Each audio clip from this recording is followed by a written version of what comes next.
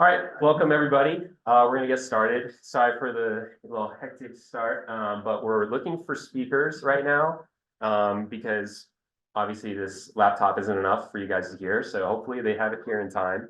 But we're gonna kind of shift around our program a little bit and have the in-person talks that we have right now go first. But yeah, so if you guys don't know, we have the VAM-HRI website online. So if you want to follow the program there throughout the time, you can.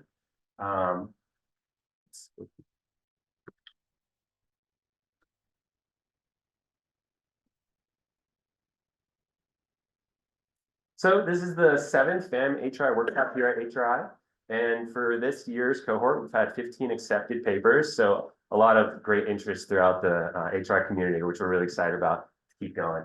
And we've had submissions from around the world, from US, Italy, Sweden, Germany, and Belgium. So it's really cool to see like this VAM-HRI field is worldwide. And so it's great to have everybody here with us.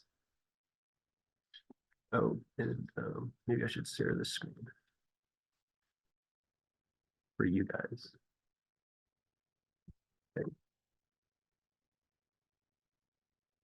And so this year's organizers, we have 5 of us. So we have Mache, Bryce, me, Matthew, Max, and Aisha. And so a couple of them are at HRI Pioneers right now and couldn't make it here with us. And the others are online helping with the Zoom aspect. So it is me today. We also had a great steering committee. So we had Cynthia, Andre, Daniel, and Yivko, who've been active members within the VAM-HRI community as well. So really excited to have them help steer us in this workshop. We also have Zoom online. So if any of you guys know somebody's trying to get on Zoom, we have it available here, as well as we sent out a couple emails. And lastly, we'll have a great keynote today from Zhao Han. He's an assistant professor at the University of South Florida, and he's been an active member also in the VAM-HRI community, and with a couple papers that are being presented here by his lab. So really excited for that. So first, we'll start with our first talk. Let's see.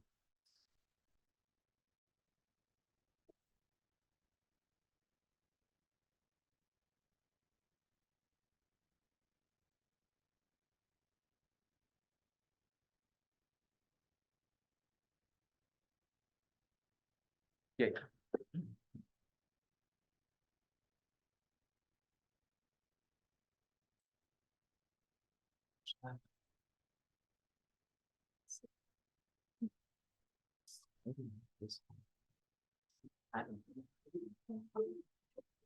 It's a PowerPoint file? Yeah, but it has to be downloaded. Yeah, which one is it? It's tongue. That's great. Yeah. Okay. Let's see. I was testing this earlier.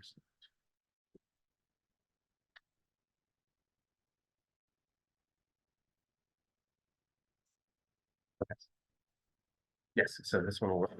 And Your Zoom, I'll have to change your Zoom settings if you want the camera to work. okay. Oh, we actually don't need the camera. Oh, you don't need this? No, we need the speaker. Okay, well then I'm gonna need to see your Zoom settings. Okay. You need USB or so you can't. It's just forward. You don't have a USB.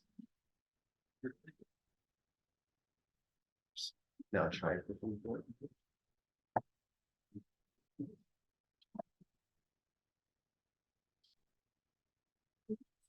That's not like, all right.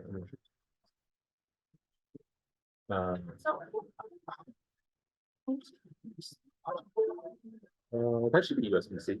It's not, It's not? no, we're gonna need a different adapter. I'm gonna have to go get a different one. This one was MC versus. Yeah, no, that's the output. Oh. I'll have to go get a different adapter. Well, for this. Okay. You go. Or do you need that? We need a USB-C adapter. okay, well, we'll start with this. Well, that's where, Okay, yeah. so try.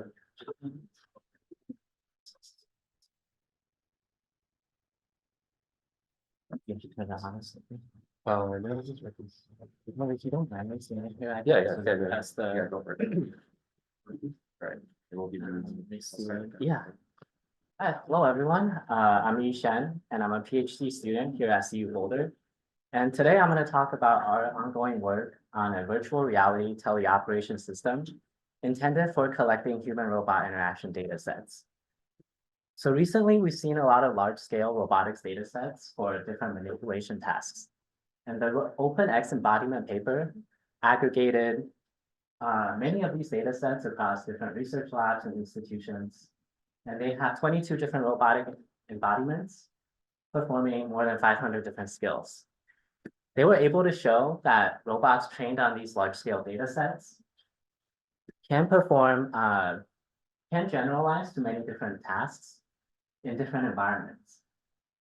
And they show that learning from data from different robotic embodiments outperform policies that are learned on data from the robot embodiment itself, which is really cool, showing the effectiveness of these large-scale data sets.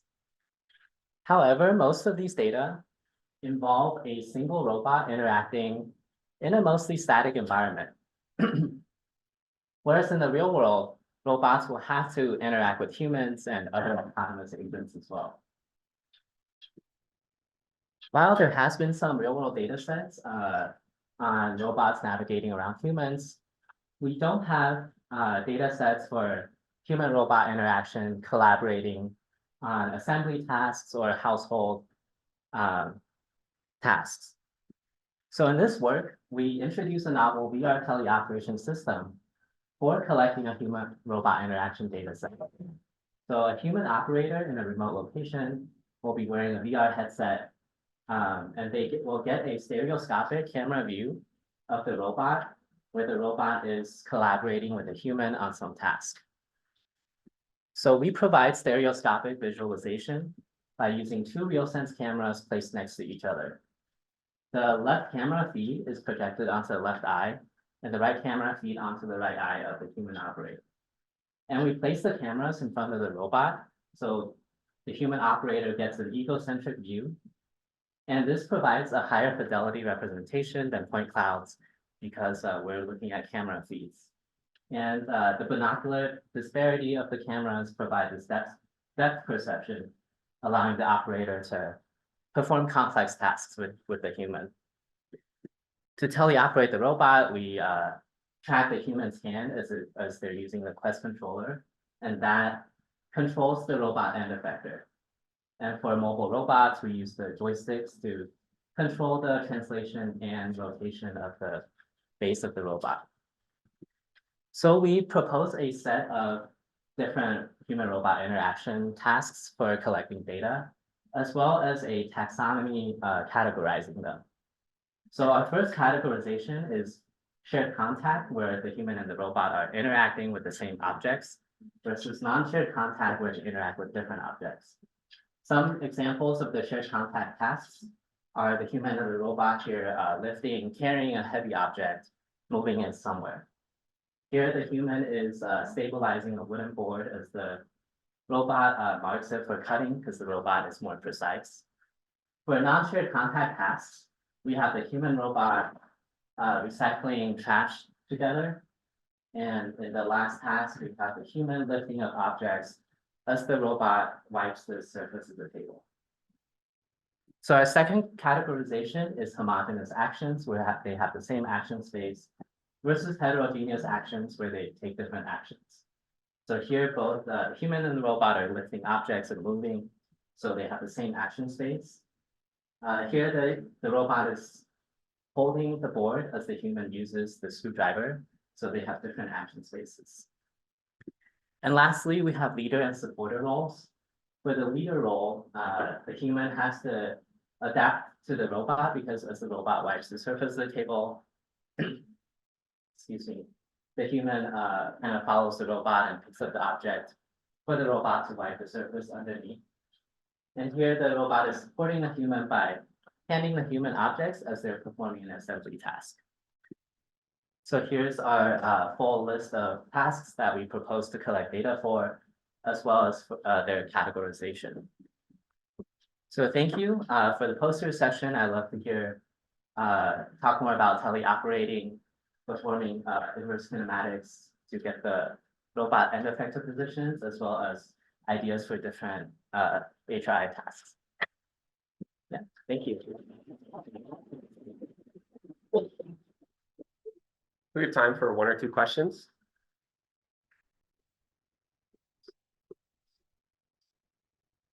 Yes, the speed you do the mapping with the output, or is there like a delay between speed that you do and speed that you do? Currently, there is, and we're trying to figure out ways to make it faster. We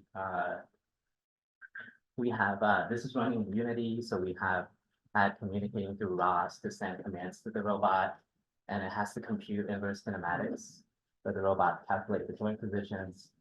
So currently there is a delay, but we've seen a lot of prior work that uses these teleoperation systems with just the hand controller, and it seems to be very seamless and much faster. So I think there's ways to improve on our current systems.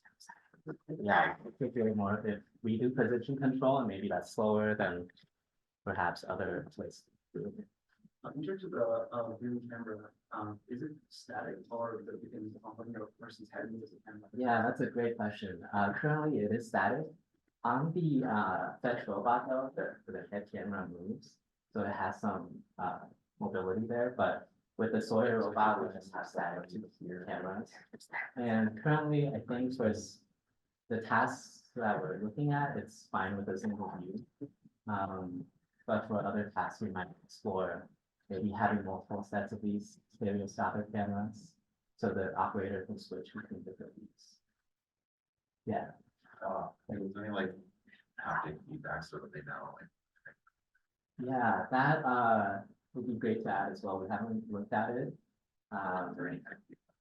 Yeah, for like voice feedback, or that would definitely improve the experience for better teleoperation.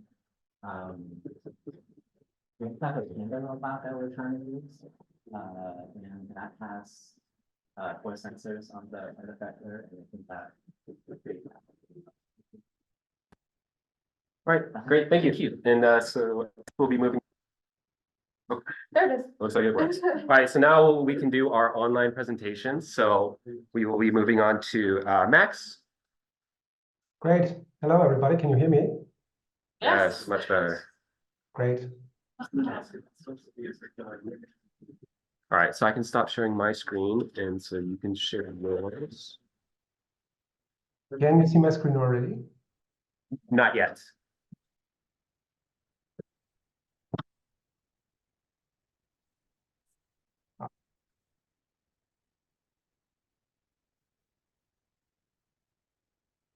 Can you now?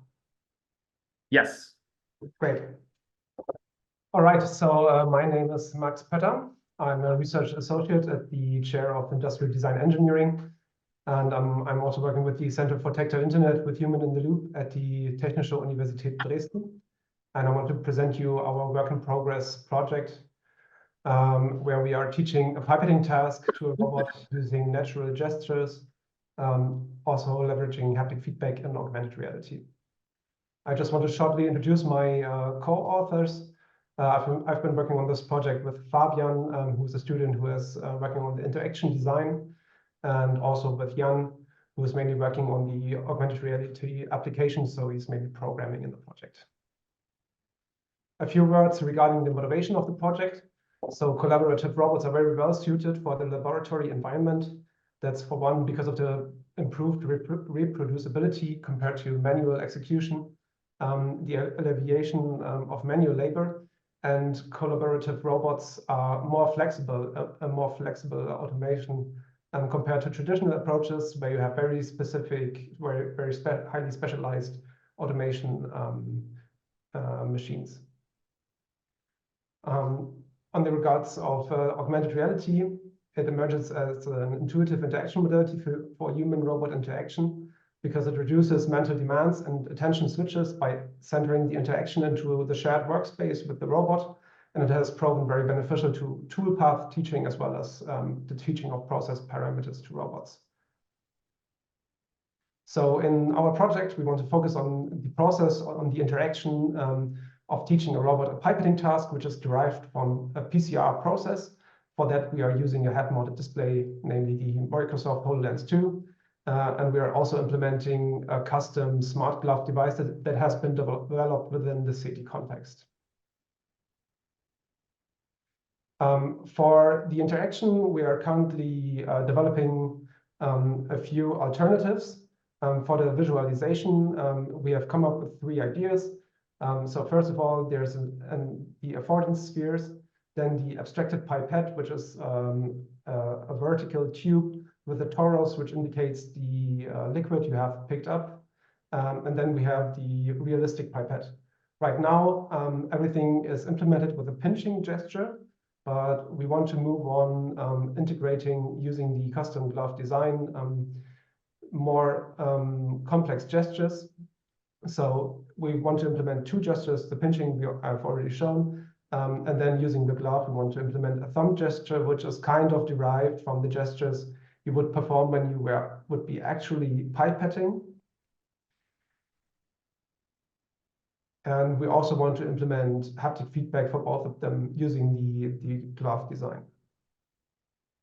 So I want to present our research proposal. So what we would like to research is how the different abstraction levels of visualization and gestures, as well as the use of haptic feedback, affect the user experience in the interaction. For that, we will apply a study with 4 different conditions, combining different levels of visualization and gestures, and take a mixed methods approach, collecting quantitative data on performance and user experience using a standardized questionnaire, and also gathering qualitative data on user insights using a semi-structured interview. That's all from my side. For the question and answers, I would like to hear about your thoughts on the research idea and what you think of the overall project.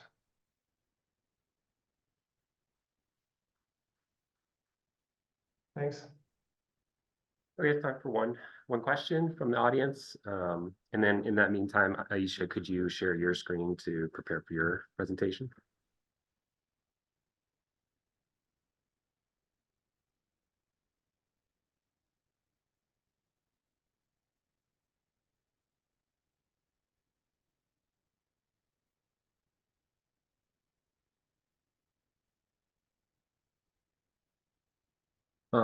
Let's see, Okay. go for it. I was muted, yes. Well, did you have a question, Aisha? No. Oh, okay. I guess one question for you, Matt. I'm wondering if those the pipettes, how did you create those in VR? Were those all hand created, or how do you generate those? You mean the 3D models of the pipette, or what do you mean by create the pipette? Yeah. How did you get those into VR? And where did those assets come from? I don't remember exactly, to be honest, because I think it was Fabian who got them. But I think the one was custom made, the abstracted pipette. It's just from primitive shapes. And the realistic pipette, I think it's just an asset from the internet. I don't recall exactly where it was from. Okay. Awesome. Thank you. So now we will move on to Aisha. Okay. Hello, everyone. I'm going to present the paper that we submitted for WAM, along with Aline, who is also present online, towards understanding the role of humans in collaborative tasks. Just one second. Okay. In human-robot collaboration, one of the major challenges that we face is that we try to understand that the dynamics is constraining between humans and robots. So one way is to balance out the dynamics between the human supervisory control and the robot autonomy level in order to achieve smooth and effective collaboration. What we are suggesting is, or our approach here is, we are suggesting an interaction framework of mixed reality-based human-in-the-loop robot control system. And this is the overall system design that we are using at this point, which can be basically divided into 3 different parts. One is the input to the system, mapping and processing of the inputs for the control, and then the robot moving around in the scene and using information sharing with the human. So this is the base framework that we used. And based on this, we analyzed different kinds of modalities and saw how we can combine these different kinds of modalities, like gestural inputs or different kinds of interaction mechanisms. And we created based on different levels of human supervisory control and robot autonomy level, two different kinds of systems. One is human assisted and the other is system assisted. And here we are testing it in the virtual environment, and it's a search and rescue operation in a post-disaster scenario. And the goal of the human here is to find the areas of interest and hopefully be able to save the humans which are in the scene. So this is the first one where we are trying to do the human-assisted testing in this case, where the inputs or the basic system can be explained by having teleoperation through dual confirmation, that is gaze as direction and gesture as navigation. Here we have high levels of human supervision, and you have high levels of scene perception, and there is no foveation that is being provided in this case as compared to the second case that you'll see shortly.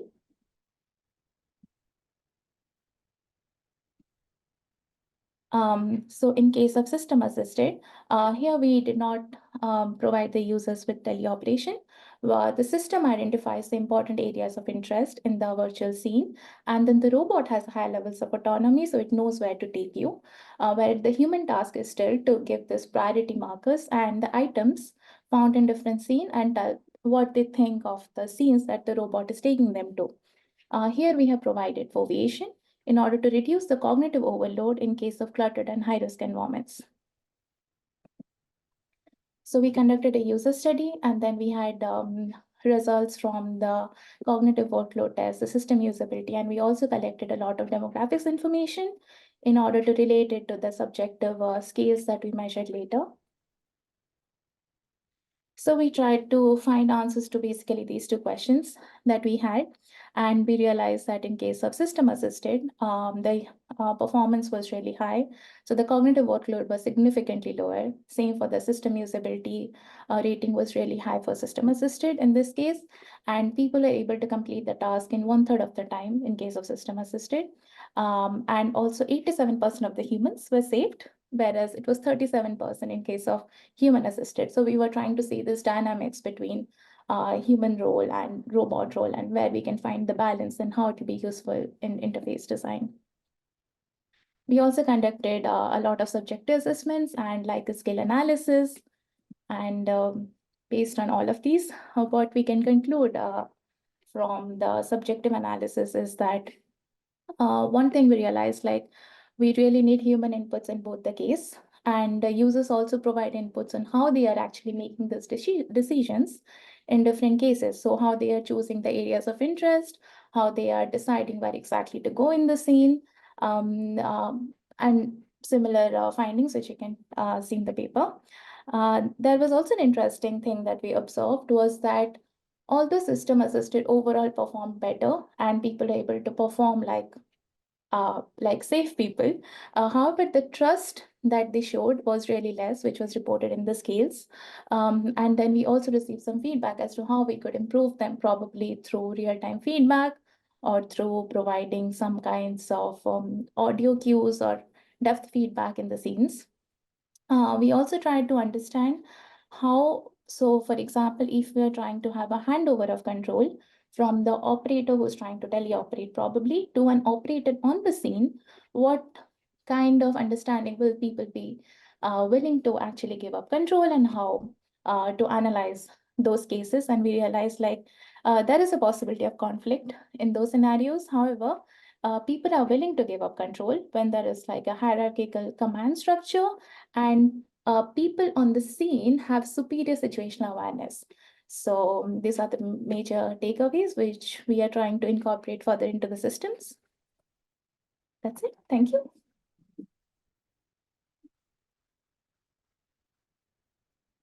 Questions from the audience?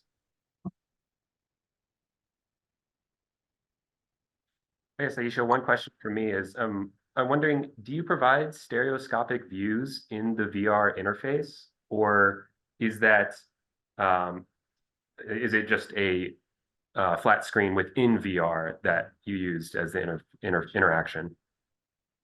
So at this point, we tried to have a 3D environment in a flat screen. Mhm. However, it is easily replicable in a VR environment or along with a headset. Mhm. That is not something as we have seen right now, but I would say it is absolutely possible, and it is in that case. So yes. Awesome. Well, thank you very much. We will move on to the next presentation by Michael.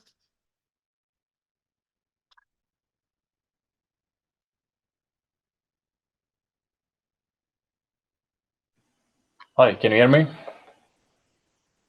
Yep. Yeah, all good. Perfect. Looks like you might be. And you see sharing- my screen as well? Yes, now we can see it. Okay, great.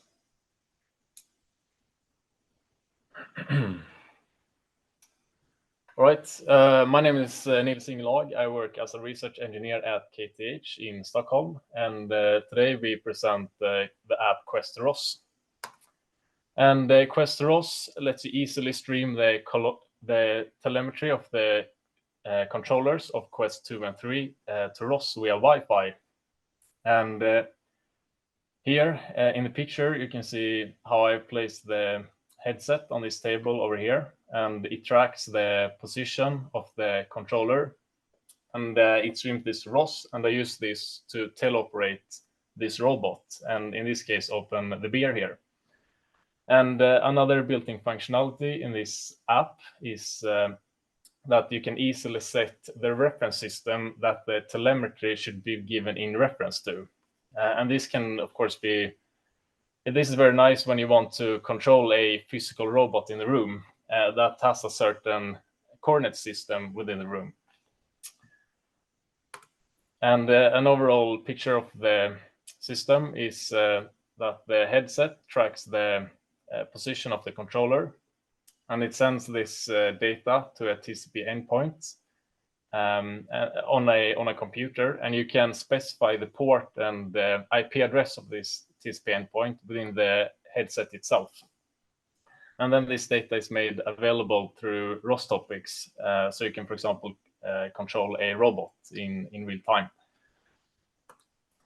And the controller telemetry consists of the pose, so the position and rotation of the controller given in quaternions. And we also supply the twist, which is the linear and angular velocities in and around each axis. And we also stream the button states. So this can, of course, be useful if you want to, for example, control a gripper on the robot. We made some performance measurements of this system.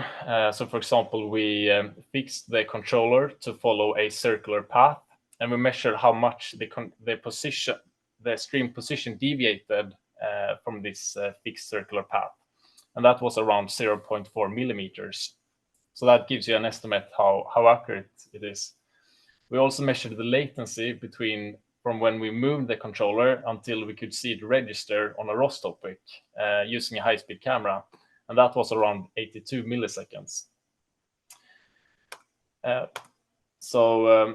To conclude, Questeros is an app that easily makes possible to teleoperate robots using readily available hardware, cheap consumer-grade electronics.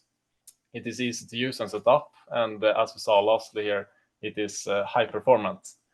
And you can get this app or read more about this project by going to our website, quest2ros.github.io, or follow this QR code. So lastly, I would like to take the last minute to show a live demo of the system running. Can you see me now? Yes. Great. Yeah. So here I have the controller and I have the headset placed here. And firstly, I align the controller with the robot, and I hold the two buttons on the controller. And this makes it so that now the reference frame is in the reference frame of the robot. And the telemetry will be given in the reference frame of the robot. And now I can easily control the robot. And this is, of course, if you want to record demonstrations and so on. So let's see here if I can open this beer.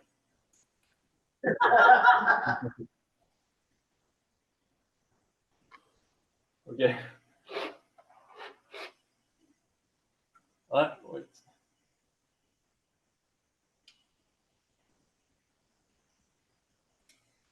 Wait, I think. Yeah, there is some strange. Zoom lag.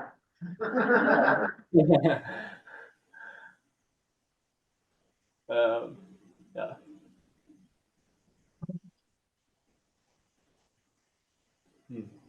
But I have some problems with the controller right now, but yeah, but yeah, you get the idea. All right, that was it.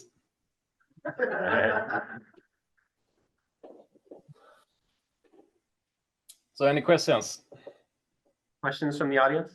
Yes, we have one here. So do you press down a button while you're moving, or does it just move around? I was Yes. So because that suddenly pick your nose that right. So that you can of course configure yourself, since the buttons are also streamed to ROS. So now we're connected so that when I press this button here, I engage the robot. So that makes so that it doesn't move around all the time. I engage it when I want to engage, so that I can come really close and engage it, and then just release the button.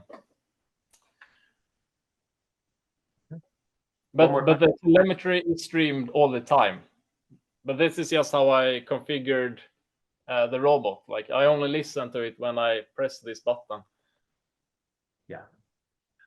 We have one more question in the back. So the question is, are you computing IK at every timestamp?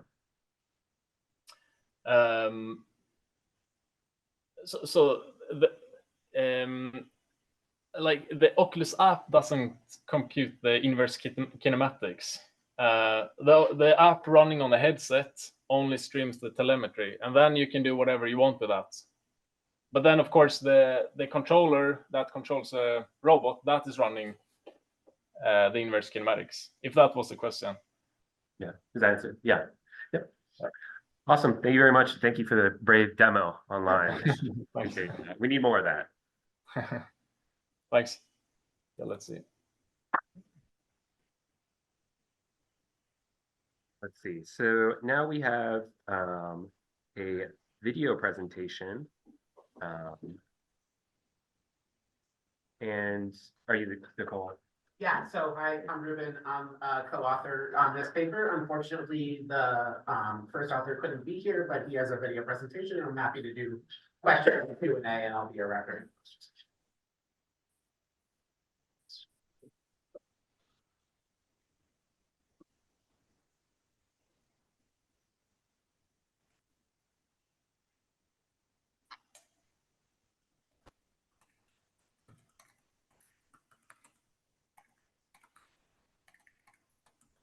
Hello, everyone. My name is Andre Cleaver, and I'll be going over my project, helping people predict the outcome of robotic pouring behaviors with augmented reality. So in the future, if we plan to have robots manipulate fluids, such as helping people pour a cup of water for a person, we need to be able to trust that the robot can do so without causing a major spill. Now, the problem is that robots aren't as experienced as we are. A robot may not know right away how to change their pouring behaviors to achieve a pour with almost no spill. And for people, although we can observe our own selves and pour with ease, it is questionable whether people can observe a robot and determine how successful their pours will be. So we're asking the question, 1, can people predict the outcome of a robot pour? And 2, can we improve their prediction somehow? And in our case, we're looking towards visualization tools. Now, in the past, people in general can predict the stability of a structure within a given scene. People have also been able to predict the behaviors of fluids, especially at a young age. And people have also been able to predict the potential collisions of robots when using augmented reality. So following a similar path, can we take it a step further and determine if people can predict a spill by a robot, and if possible, what part of the robot's pouring behavior that needs to change in order to achieve a pour without causing a spill? Now, in our study, for simplicity, we only constrained the robot to pour by rotating its wrist with the container in its gripper. And for the robot's pour, it's controlled by the following parameters, which we determined to be the speed of the rotation, which is a percentage of the maximum speed, the angular rotation, which is the stopping point of the rotation, and the horizontal and vertical position, which is the movement along the X and Z plane. And in the image, we have a target container, which is fixed at the table. However, the source container, which could influence the fluid dynamics because of its geometry, in the study, we included a variety of containers which are swapped out among what we think are common in the household. So you can imagine that there are unique configurations of pouring parameters for each source container, resulting in a pour without a spill. So to test this, we conducted a participant study divided into two tasks, where the first is spill prediction, where the participants are answering the question, will the robot cause a spill if it were to attempt a pour? Right? Participants were expected to observe the real robot and the containers, as well as the parameters that shown to them that correspond to how the robot will execute this pour. And the second is the parameter adjustment, where if the participant does believe a spill will occur, which one of these four parameters must be changed in order to prevent that spill? And once they locked in their choices, we execute the pour for the participant to observe, and then we swap out the containers for the next round. Now, for each container, through many trials, we've curated a set of configurations where a successful pour can be achieved by a specific parameter change. Otherwise, a spill will occur. Now, as for the visual conditions, we have three, where we start with no visuals, which the participant just observes the physical robot. Then we have RViz, which is the simulated pour with the set pouring configurations shown on a monitor. And then we have RViz, which is, and then we have augmented reality, which is the same as RViz, but we see the simulated pour in context of the space. Now, as for hardware and software in the AR side, we are using a 6-degree Canova arm controlled by ROS. And then on the AR side, we have a HoloLens 2 running a Unity application. And this is just to give you an idea of what it looks like for the scene with participants for each condition. So we've recruited a total of 24 participants in a mixed design study, counterbalanced with Latin squares. And among our participants, hardly any had experience with AR and few had experience with robots. So on to the results. We first looked at percent average pour, which in this case is how much of the fluid was transferred to the target cup. So the higher the percentage, the better. And users are able to, on average, reduce the amount of spills with AR, showing a significant difference compared to the control group. Now, we also looked at how participants performed on average with each container and parameter change, and the ones that stood out the most were the water bottle, which we noticed a poor performance on the arbors group, which we think could have been an alignment issue on simulation. Both visual tools performed well when it came to adjusting the angle limit, though there were only marginal significant differences.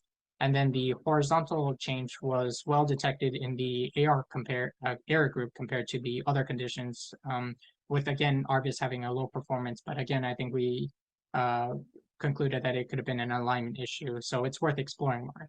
So finally, we also gathered a couple of open-ended responses to get participants' experience with visual tools and answering questions such as, what was your strategy when making your predictions?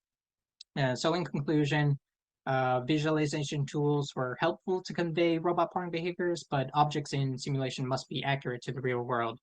Augmented reality could be more helpful to determine angle and horizontal alignment for robotic pouring, and participants may find specific containers easier to predict in robot pouring outcomes. But again, it's worth exploring more. As far as feedback, of course, any feedback is appreciated. One issue I had was sort of the direction of which this study should go, as far as, should I focus more on containers or should I focus more on parameters, or maybe I should do both. But yeah, overall, thank you again. And if you have any questions, please feel free to email me. All right, thank you.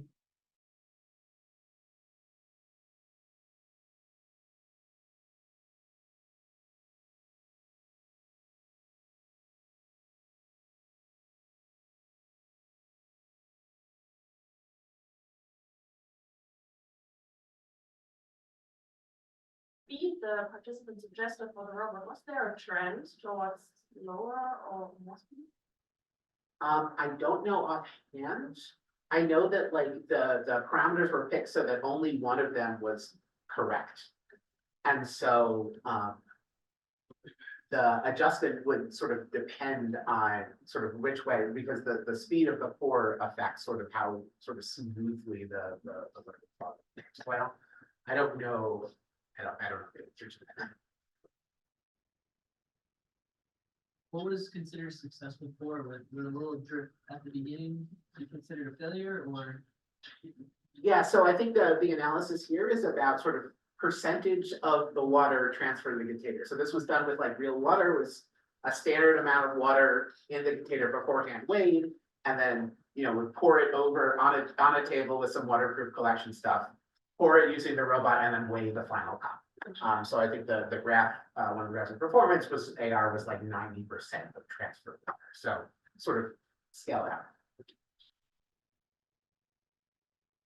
In the final use case, are we looking at humans continuously monitoring robots forward, or at some point we hope to transfer everything onto the robots when autonomously humans?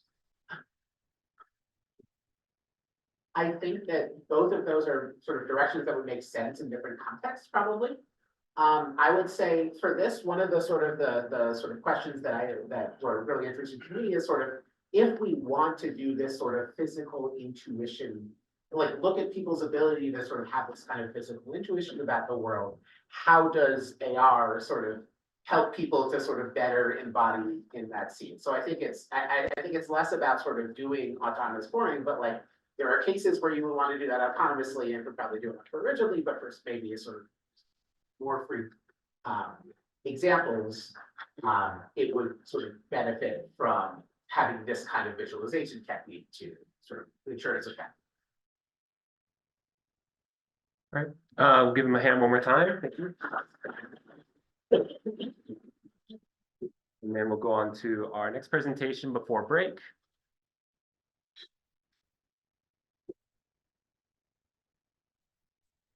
So we don't have enough reports sealed. Good afternoon, everyone. My name is Utman Tijani, and I am a first-year PhD student at the University of South Florida, where I work with Professor Zhao Han at the Reality, Autonomy, and Robot Experience Lab. So today I'll be presenting our work on robot communication with projected AR. So as some of us may know, the headset-based AR solves scalability issues because every user must wear a headset. But projector-based AR solve this issue by projecting on flat surfaces. But the problem with this is that some environment might not have projectable surfaces, such as search and rescue scenes or warehouses or an open area in general. So to address this limitation, we propose a force swing device that creates a media force swing. And from the figure, this is the conceptual illustration of our approach. You can see the force swing device and the projector is mounted on the robot base, which the projector can be able to project on the generated force swing. So how does the force swing device works? There are three major components: the fog machine, the fans, and the airflow format, which are important in achieving a flat force swing. For the fog machine, it's basically generates the fog, and it uses a liquid called fog juice, which is a mixture of water and glycerin. So it heats up the liquid and then converts it to tiny particles that is called fog, and then ejects it out. But by the time it ejects the fog out, they are dispersed, which is not suitable for projection. So that's why we need the fans. And the fans are responsible for generating high pressure air at both sides of the device. So by the time the high pressure air is generated, they pass through the airflow format, which basically converts the eye pressure here into to flow in a laminar flow. So by the time they come out of the other side of the airflow format, they can control the fog generated to flow in a laminar flow, which we need to project on. So for our evaluation plan, first we plan to build the prototype and confirm the realization of a flat fog swing. Then we will examine the airflow format's ability to keep the fog in a laminar flow, which is really important for our approach. And then finally, we will conduct human evaluation to gather feedback and ways we can improve our designs. So in conclusion, the proposed fog swing device addresses the limitation of projector-based AR. And it is important to note that the fans and the airflow format are like a key component in keeping a stable, flat fog swing. So and currently this is how it requests access. Yeah. I guess I don't know if we'll be able to show it right now. But, Okay. Yeah. Yeah, it's just our work in progress to show what we have currently.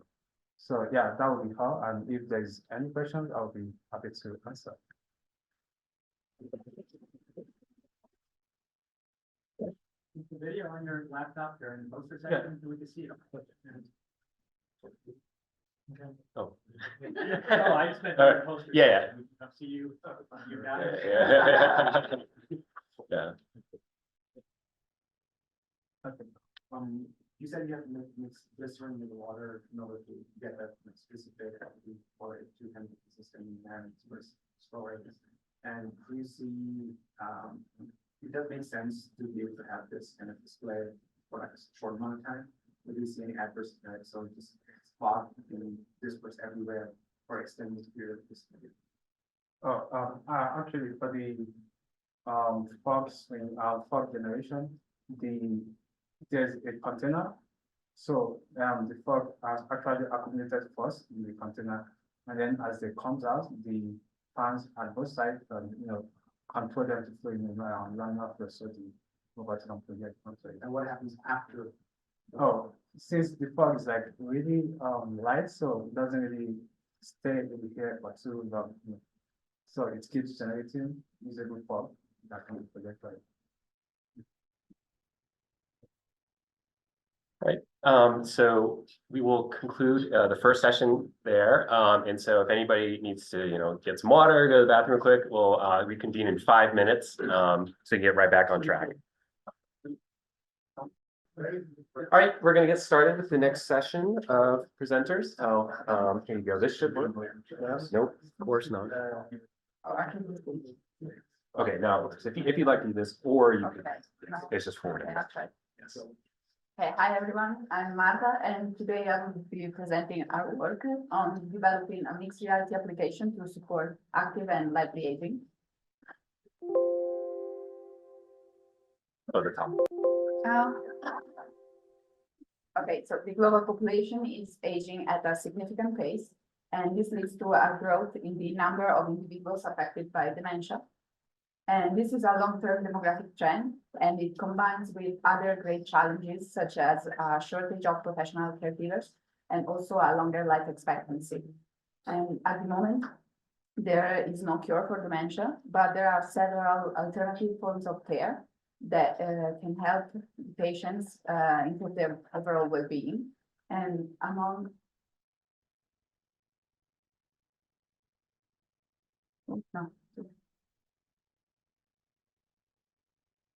The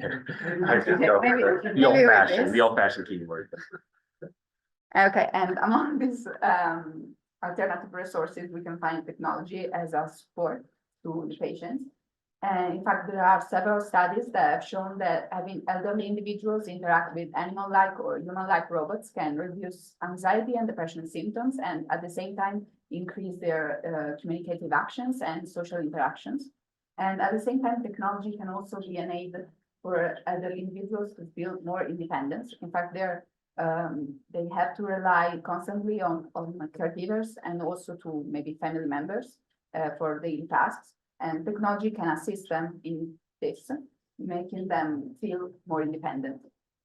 And among these technology, also mixed reality can be really helpful as it merges virtual and augmented reality elements, allowing more immersive and dynamic interaction between the user and also the holograms that are integrated as part of the real world.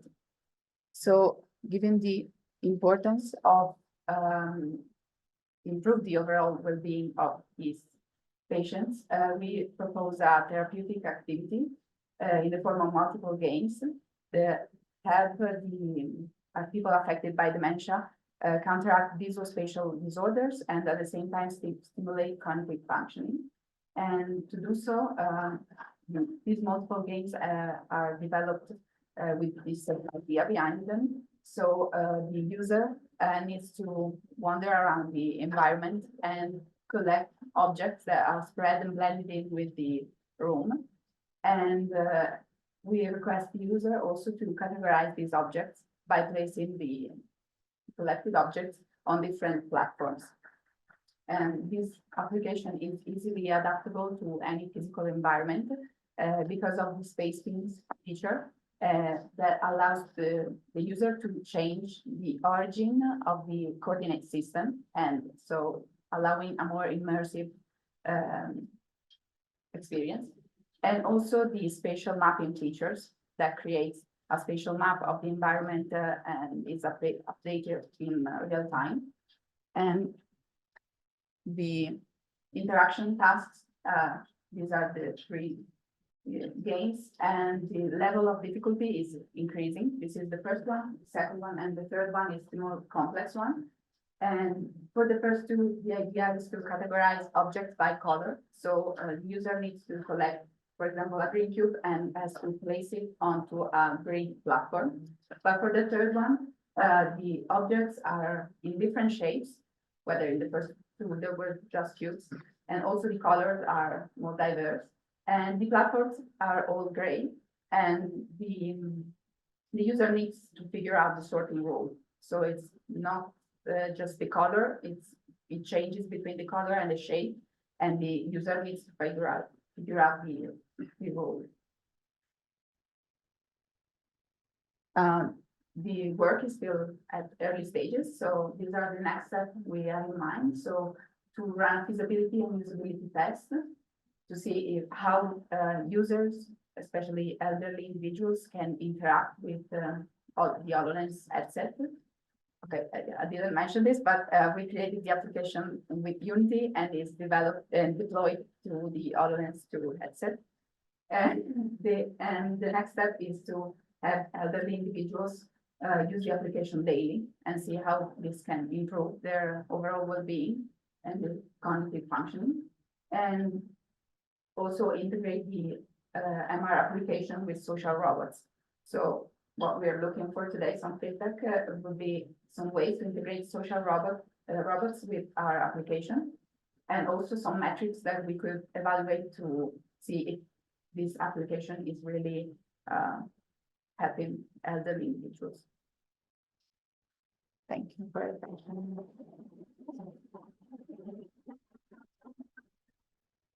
Questions? Here's your time to develop the cast that you have now. Is this like a standard cast? Is this something you develop? Like is this sort of the games that you mentioned? Like JD, we developed them with a neurologist. So someone that knows elderly people with dementia, what they need to do in order to improve their well-being. And so, yeah, we developed the games with her. And, yeah. How does the person who is wearing the headset select or pick up the pieces? Do they have to traverse over to them and then pick them up with a remote? The objects? Yeah. With hand, or yeah, it can be like moving around, find the objects and pick it up. Or also it's like the long distance ray and like this. I think he was the first one. I was curious about, well, you said something about allowing the user to change the orientation frame, The coordinate the system. coordinate system. Yeah, Could you speak more to what that means? yeah, basically the HoloLens, when you load a scene, an application, it starts with the origin of the coordinate system placed on your head, basically. And obviously, if I create the application, maybe I'm wearing the headset, so I'll create the app based on my height, but it's not like having the cubes and the objects blended in with the environment. That means that if I see a cube on this table, maybe you wear the headset and we're not the same height, so you see it a little above or a little down. Okay. And so by this, using the space beam feature, basically what we do is we see our QR code that changes the coordinate system. That QR code becomes the new origin. And so everyone can see the cubes in the same way. It's more immersive for everyone. Okay, thank you. All right, so that's all the time we have for questions. Thank you very much. We'll go on to the next speaker.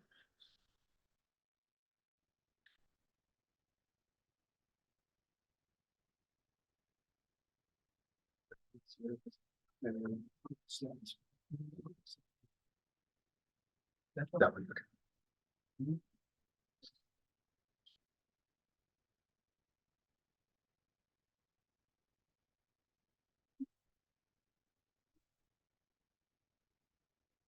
Oh. I also don't have permissions. Oh, do you want me to request that real quick? Do you have quick access to? Yeah, you can try, otherwise I'll show them to you later. Yeah. There's one.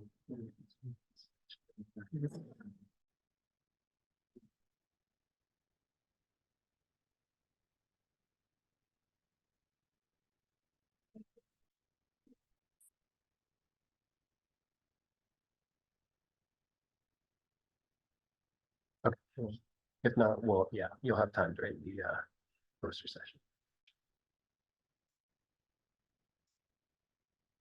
Yes, it's excellent.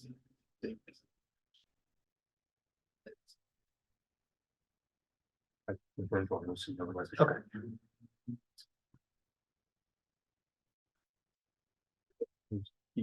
Yes. Good afternoon, everyone. My name is Bram van Deurs. I'm from Hasselt University in Belgium, and I want to talk to you about the research I'm doing on how can we create intelligible visualizations for robot systems without using as minimal information density as possible. So to do this, we developed two components: the visual design framework to base our visualizations in, and prototype implementation in Unity, which I want to talk about. So the framework consists of three components. First, the information type that the robot wants to convey. We look at movement information, interaction, and state information. Secondly, the pixel layout, where we use pixels as a representation for visualizations. So one-dimensional means just a LED strip or one pixel. Two-dimensional is a screen or a projection, and three-dimensional is AR or VR visualizations. And lastly, the robot type, mobile robots, robotic arms, and flying robots. So then the prototype implementation. So the idea is that we take a robotic arm, try to visualize movement information with 1 pixels. So just a pixel band is what you see on the robot itself. The idea is that we have for each pixel band 8 different pixels that represent cardinal directions. And these pixels we light up to indicate which way the robot will move to show to the user so they can better understand and predict what the robot will do. So we developed 2 ways to visualize this information: angle-based and direction-based. The angle-based, this is a highlight of the different steps. In the angle-based, we highlight for each individual joint the direction that this joint will move in. Just try to visualize, okay, this is how the robot will move. I can show the video during the poster. Can't think it's this is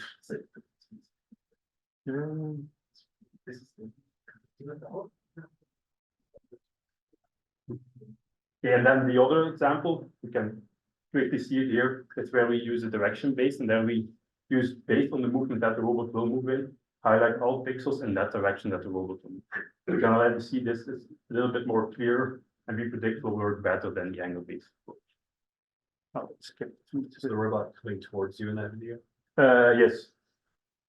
I have from different viewpoints videos. Show them during the break. So what we try to do now is optimize the visual design framework. It's also a late-breaking report that I've submitted to HRI, so we'll talk about more tomorrow. And then we want to look at more complex movements. We started with very basic movement, just in one direction. We tried one in a chaining between directions. It also worked. We want to look it into more different types of robots.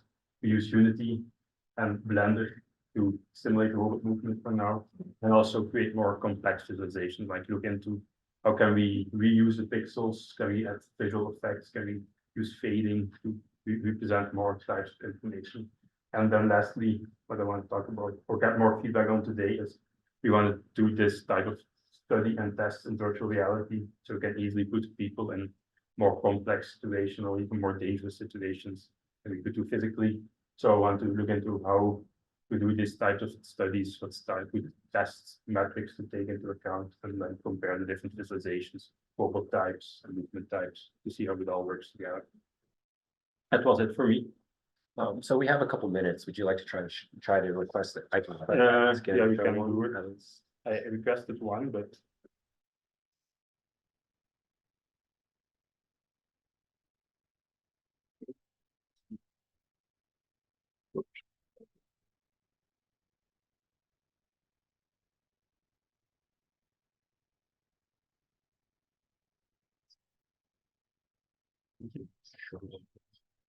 Yeah, I don't like that one.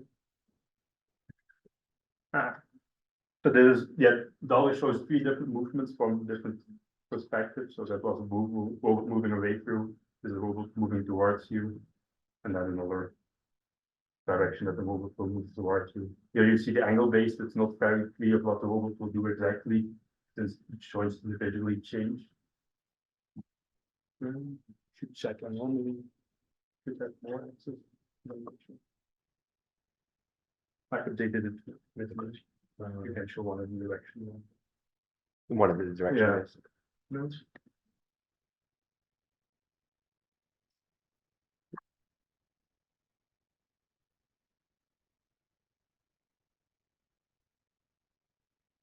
Yes.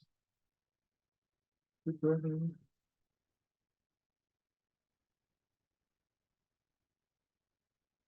So here you see the same movements. Think from the same. You also see, okay, if you see no visualization at all, you know, okay, the robot is moving away from me. If you see the lights, you know that robot will move towards you. I think this is from the opposite viewpoint as we saw before. So that's basically the idea that we have, like, try to implement these in VR, prototype with it, see what works, see what doesn't work, and iterate over it. Okay.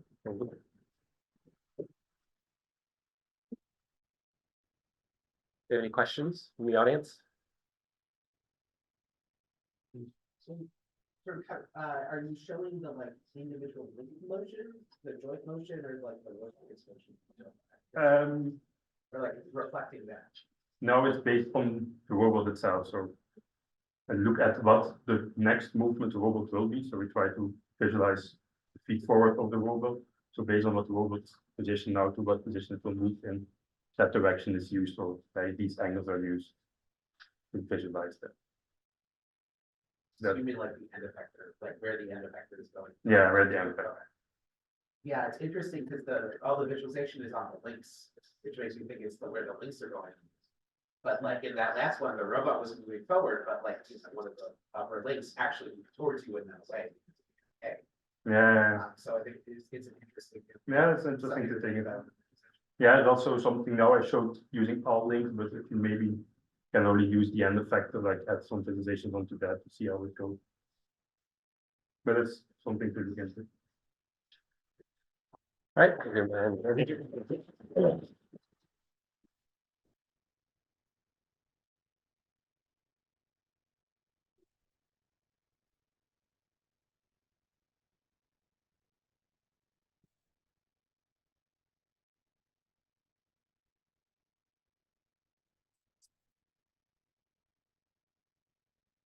Hello, everyone. My name is Jordan Ospa. I'm from UMass Lowell. I'm also joined for this talk with Gregory Lemessurier and Holly Yanko, also from UMass Lowell, and Elizabeth Phillips from George Mason University. And today, we wanted to talk about a user study that we had done. So this is a virtual reality interface for teleoperating a robot. This is a fetch if you're familiar with it. So it's a mobile manipulation robot. It's capable of driving around and also using a robotic arm. And we ran a user study where we basically compared performance doing a manipulation task and a navigation task for our virtual reality interface versus a standard 2D keyboard and mouse interface. We're kind of comparing performance and how users did the two different interfaces. And the thing that we really wanted to talk about today is the training procedure for this interface and a couple other things related to training. So before the participants actually did the tasks, we had them go through a fairly lengthy training procedure where they would learn how, first they learned basic virtual reality controls, because for many of them it's their first time ever using it. Then they learned how to make the robot move its arm around within our interface, and then how to make the robot drive around. And from the user study, we wanted to talk about a couple things related to performance.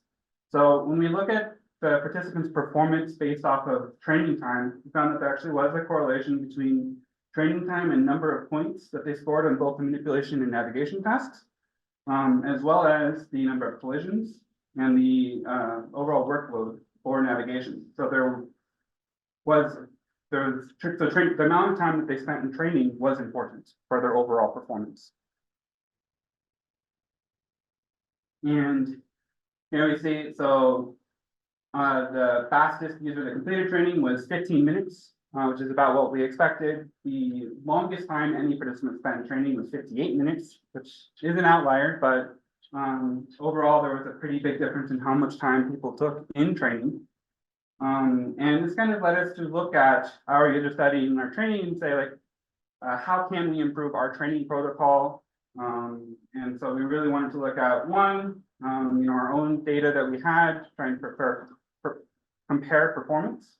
We wanted to look at the literature, research literature for virtual reality especially, but also just in general.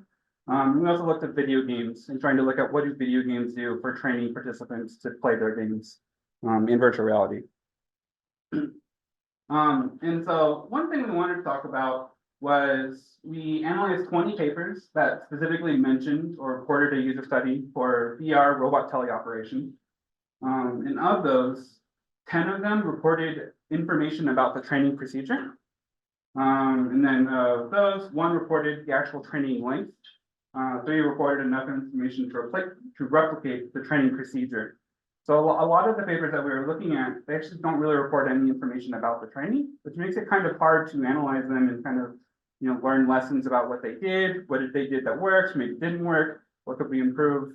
And so we kind of wanted to just kind of put out a call for people to include information about training. And we're definitely very sympathetic to, you always have a page limit, you're always trying to cut information, you have to make sacrifices somewhere. But even if you're only including it as like an appendix or a footnote to link to something about more information, I think overall this would help people in being able to replicate or learn from your study.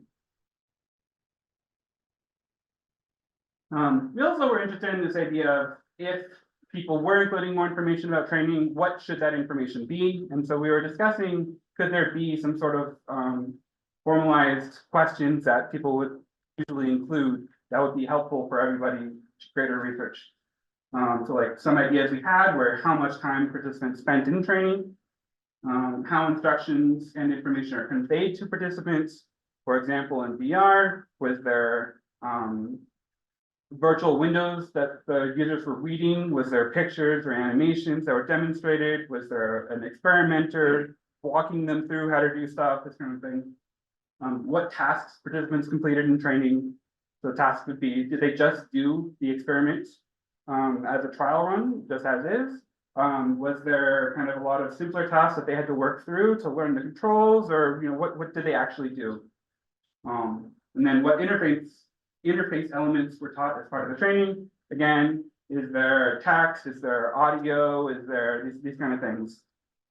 And we're very interested and open to other ideas for what else should be or what shouldn't be here. Which I think would be interesting. And we also are kind of proposing 4 different discussion topics that we're interested in following up with during the focus session and afterwards. Question 1, how should control information be conveyed to an operator? So in the context of training, should there be, for example, text boxes in the virtual world where users can read off of? Should there be some sort of disembodied avatar talking to the user? Should the experimenter be sitting next to the participant, walking through a script? And these, depending on how you go about this, could influence the engagement of the participant and how well they understand it. So there's kind of different factors to consider here is how we're presenting that information to the participant. What are effective tasks for training? So tasks that are too similar to experimental tasks can influence learning effects. So if you have them just do the experiment task or just very similar, there's a learning effect there depending on how much time they spend in that training. But also if the task is too different from what they're trained on, then the knowledge gain won't transfer as well. So there's some consideration there. Question 3 is how do we know when a person has been properly trained and can proceed with the study? So as we talked about before, training can impact a person's performance, but people do learn at different rates. Some people will be very fast. Some people, especially if it's their first time in VR, be a little slower. And should there be some sort of pass-fail condition where they have to succeed before they can continue, or should there not be, or different things like that? And then our last question was, should training be constant or adapt to a person's need? So people enter training with different prior knowledge. And again, virtual reality, a lot of people don't know it. So there's definitely a big difference there. And so should there be some sort of detection, this person's struggling with this, so there needs to be an additional amount of training to make sure that they're up to scratch or some element of that. And that's it. Like I said, we're very interested in discussing these things with you. If you want to talk to us at the poster or just send an email. But yeah, thank you very much. Any questions? So we actually don't have time for questions right now. We'll have to move on to the next one. But poster session, like we say, we'll have some hopefully great discussions there.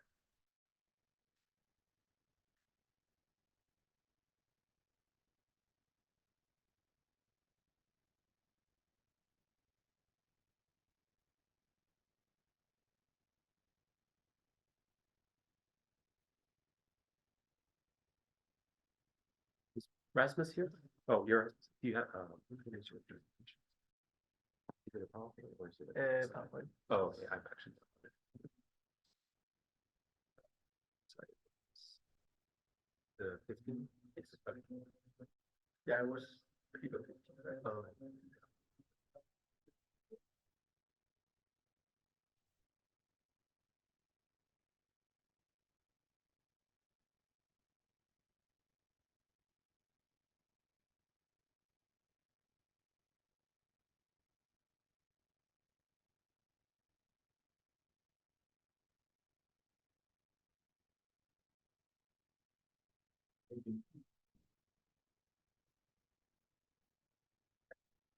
Cool, good. So hello, my name is Rasmus, and I will present or propose an idea. So a hybrid authoring interface for AI supported human robot collaboration.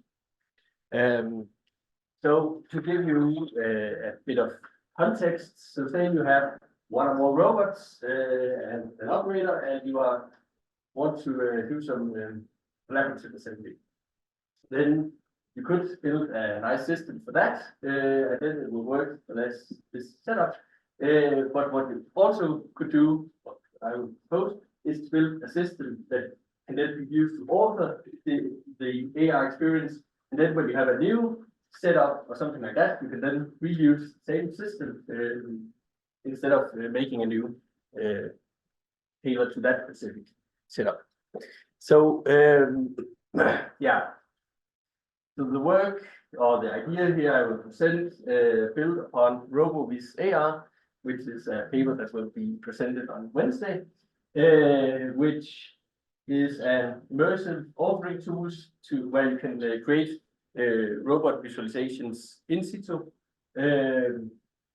Though, even though I think it's a very great system, but there are a few problems or maybe, yeah, things that could be improved. So first of all, menu interactions, like virtual menu interactions, for those of you who have tried it, might also find that quite annoying. Then there is only support for robot visualizations in this system. So for instance, assembly instructions not supported, and also yeah, from like input from the user to the system is also not supported in this system with there. So what I want to do in what I presented now is to kind of build it on top of that. So to create a system where we use a hybrid user interface to get rid of the virtual menus, still support authoring in situ, so you can actually see what you're doing while you're authoring and not just sitting at the computer. And then it should hopefully support like a full or operator experience when you're done. So like everything is included, both assembly instructions, but also not shown here in the image because this is an early prototype, but also like robot related visualizations. Good. So just a quick note for those of you who are not familiar with hybrid user interfaces. The idea is basically to combine different interfaces and use them complementary. So instead of competing, saying like, okay, we either use a tablet or a HRI, try to combine both of them. Yeah, so use the best of both worlds. That's kind of the idea. Then, of course, come with some problems. Now we have two devices that you have to support, and they can break down and all sorts of things. But yeah, and again, the main reason why I wanted to try to do that at least is because using all these virtual menus, at least I find to be very annoying, and like there's no tactile feedback and stuff like that. And also, yeah, one feature for the RoboVis AR paper was that you had a timeline. So this is like a video editor for these robot visualizations. The only problem though is that you have to look at the slider to move it. So you can't look at the visualizations at the slider at the same time. So then the idea kind of falls a bit apart. Yeah, good. Now let's look at the proposed interfaces. So the idea is to have two. So a web interface that can be used on a PC or a tablet, and preferably it will be used on both. And then an AR interface on a HoloLens. Then we have some different building blocks, which still need some work to figure out the exact names and stuff. But the idea is to have visualizations and like a bit more, but that's from the system to the user. Then, yeah, you can't see that right now, but I've called them actions for now, but it's from the user to the system. And then finally conditions which control when visualizations are active or visible, and also trigger these actions. And a visualization could be the robot path, or it could be an icon or something like that.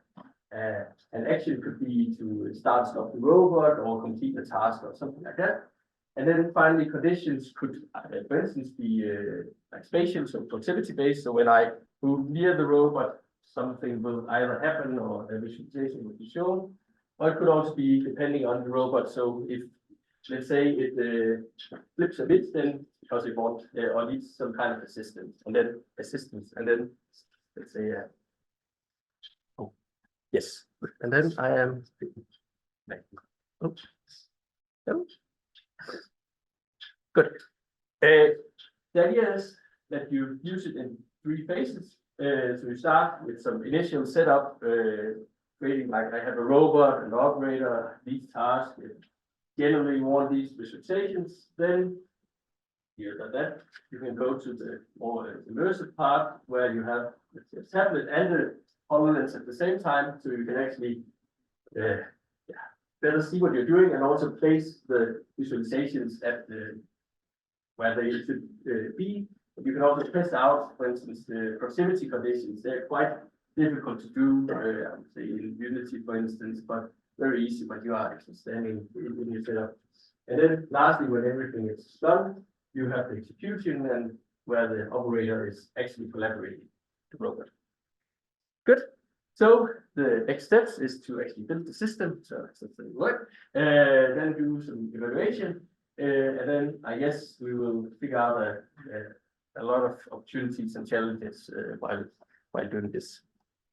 And yeah, so you have seen my poster. It's currently over North Dakota in the plane, so it won't be here, possibly. But some of the challenges that I think would be very interesting to get your input on is, first of all, the terminology in terms of these building blocks, but perhaps also whether that should be expanded perhaps a bit, or yeah, and then more examples of these actions. Guys, you have some. And then, of course, also scenarios for how to perhaps use this beyond just assembly with robot arms. Of course, there will be even more to build if it, for instance, should support mobile robots. But yeah, good. That was it. Right. Thank you. So this will be our final presentation before the coffee break. So just bear with us for the last one. Is your PowerPoint? Yeah. Here.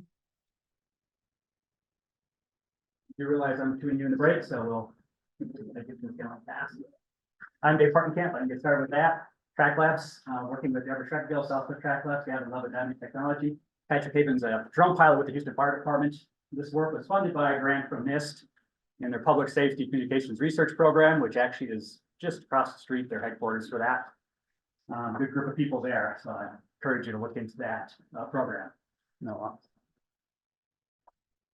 So we did a user study of a drone display. So we built a drone display in AR for drone pilots and did a user study. So this was a completely one-way solution. We didn't try controlling the drone from the AR system. We just tried presenting information.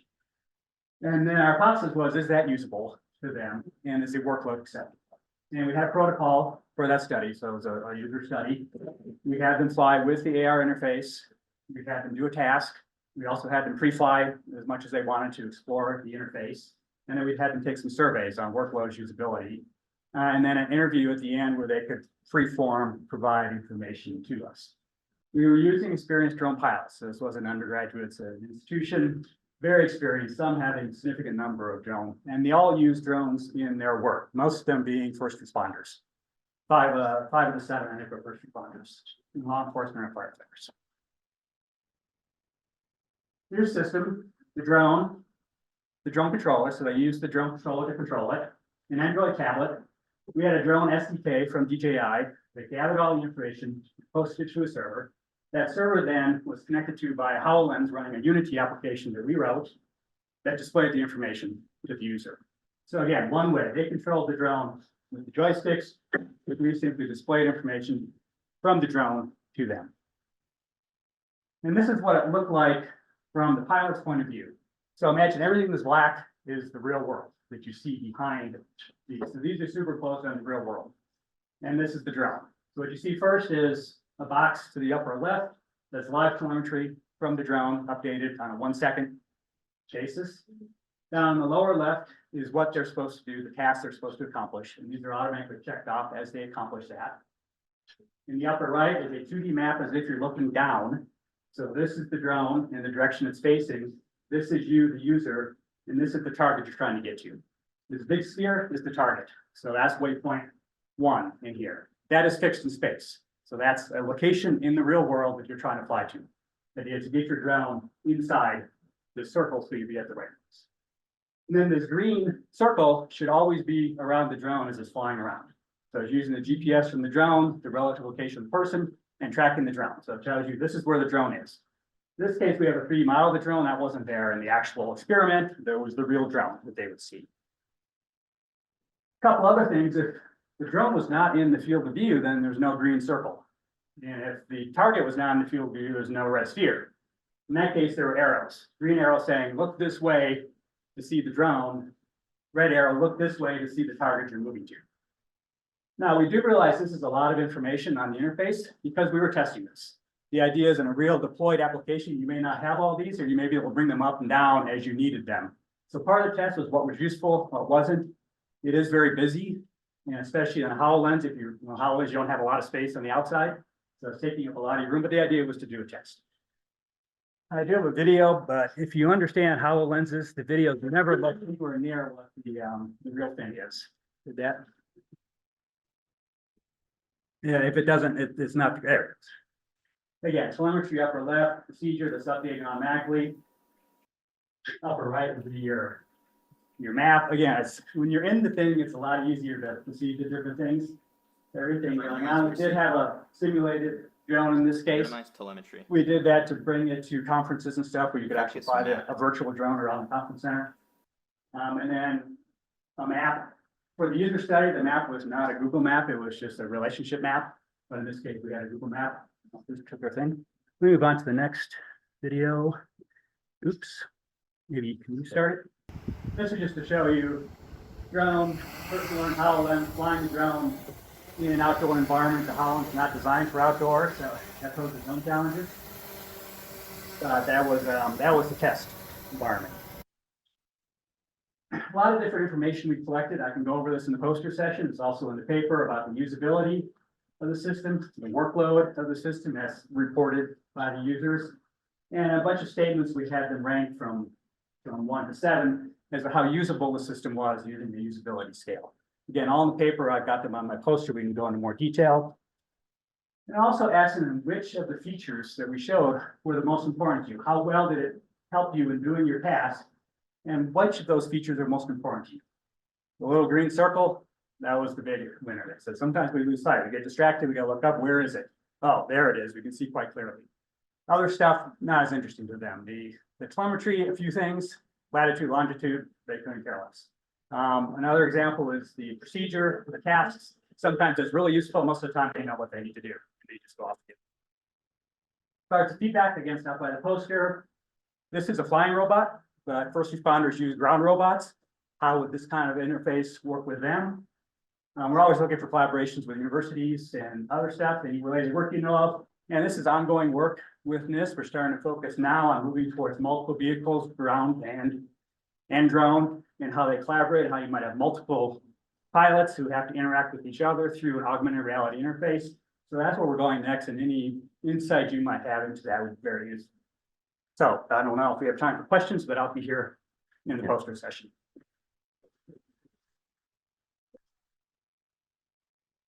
Yeah, to give everybody a good amount of break, we'll save questions for posters, but yeah, so we'll reconvene here at around 4. And thank you for your time.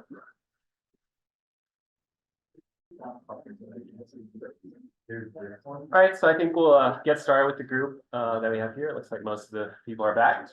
So this is our keynote speaker, Dr. Han. He's an assistant professor of computer science and engineering at the University of South Florida, and he leads Rare Lab and has been an active researcher in our Van HRI community. So you might recognize him from some of his work that he's sent here.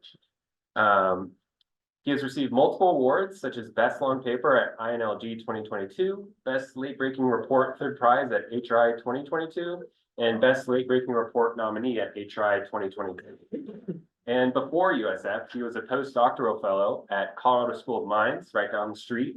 Not really, it's a little farther, with Tom Williams.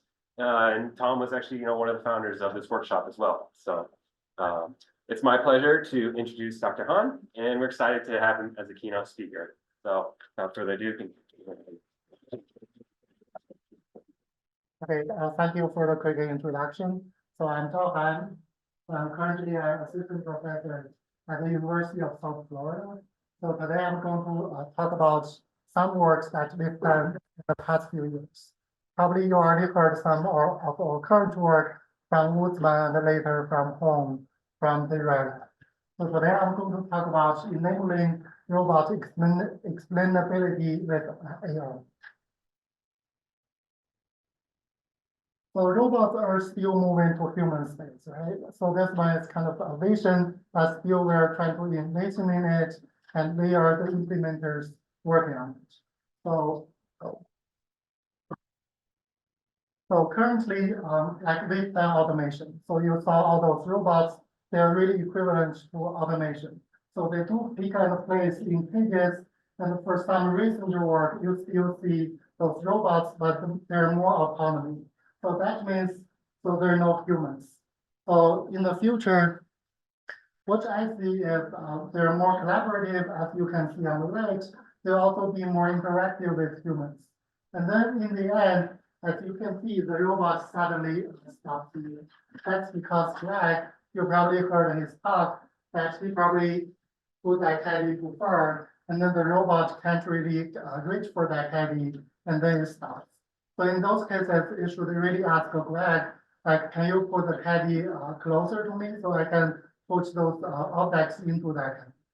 So in our work, we were trying to explain those current behaviors. For example, if the person actually sees some robots making some failures, for example, here the robot is trying to pick up those screws, but after in the algorithm, it actually makes it to pick up some like table corner that's torn up that really look like a screw.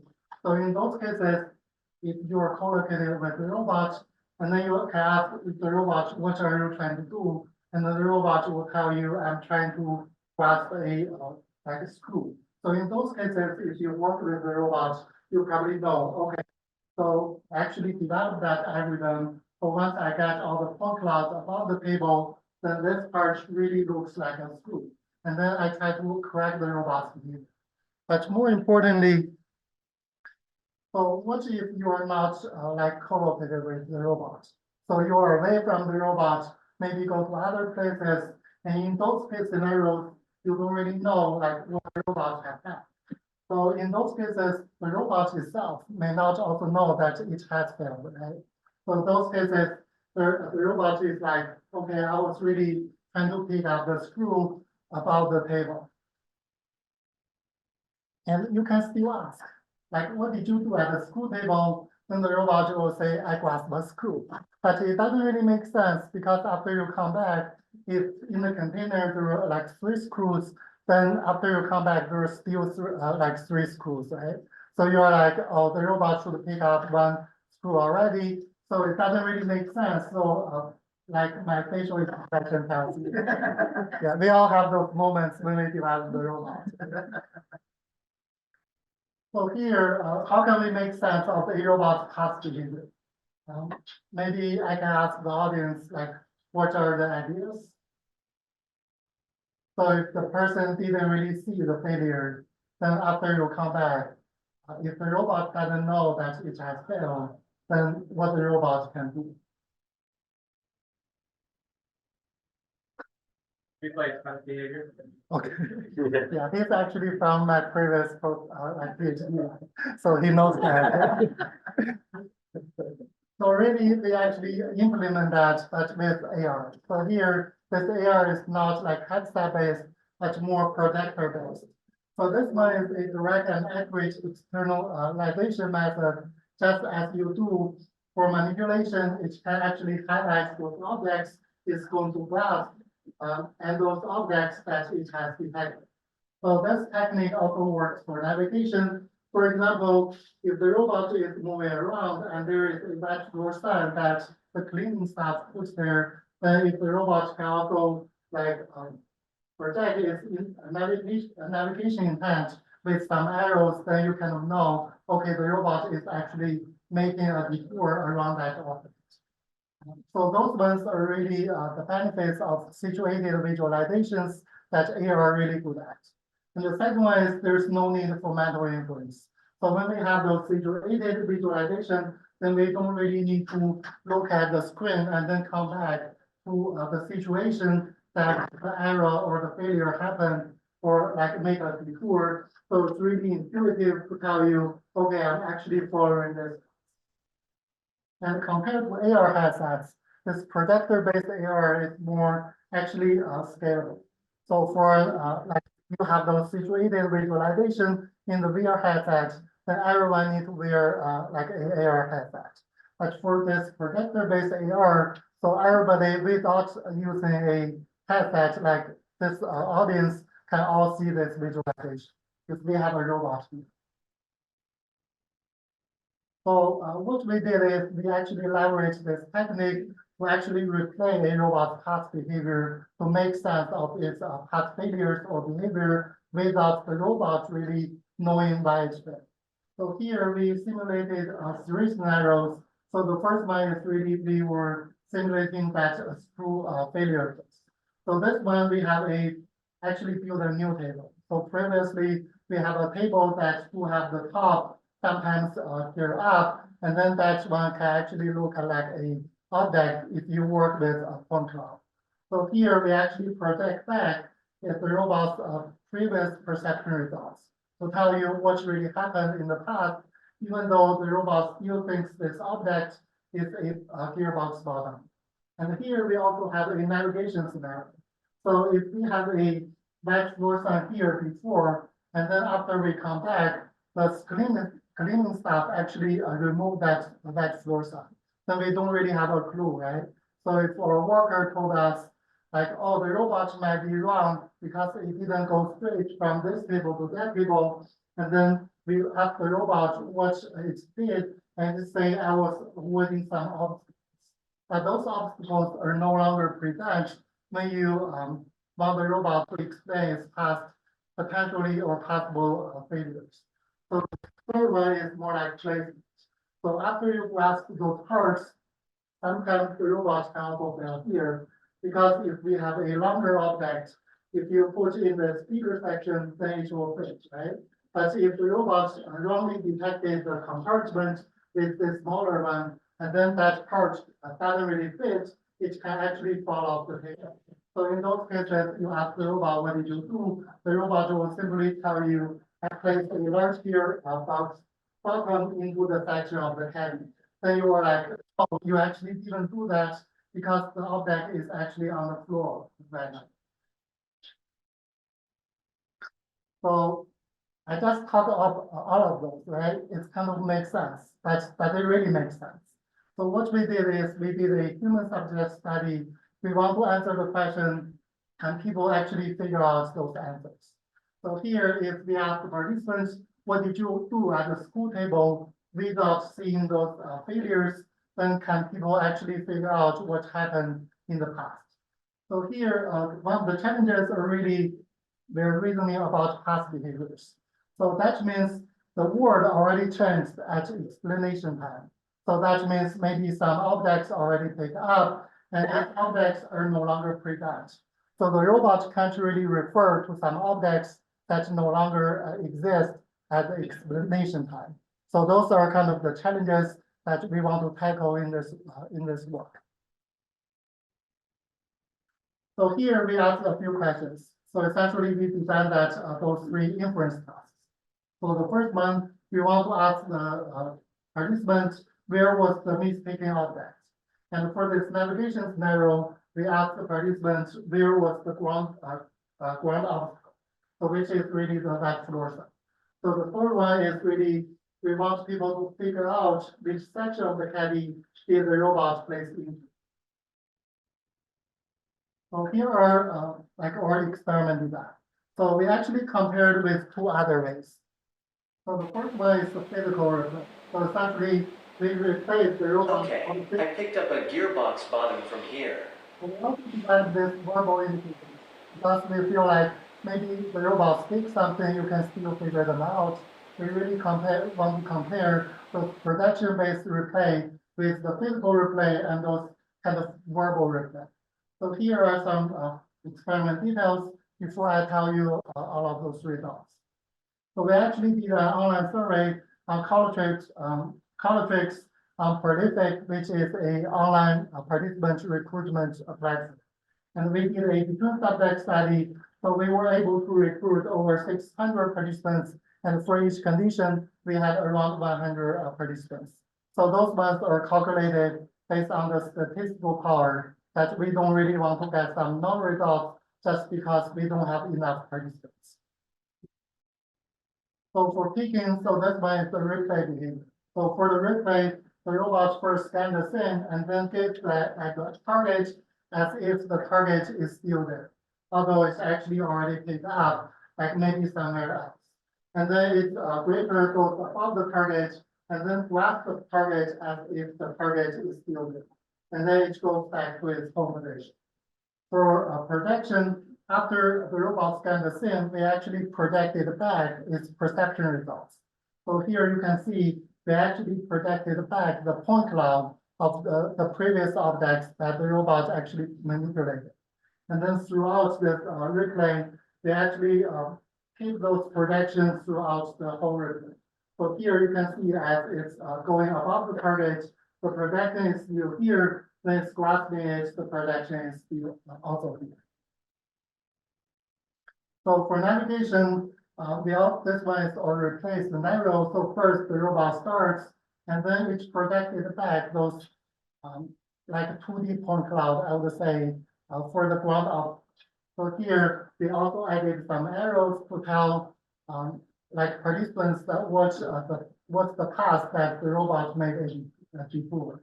And then the robot made the detour and then reach at the destination, and then the replay ends.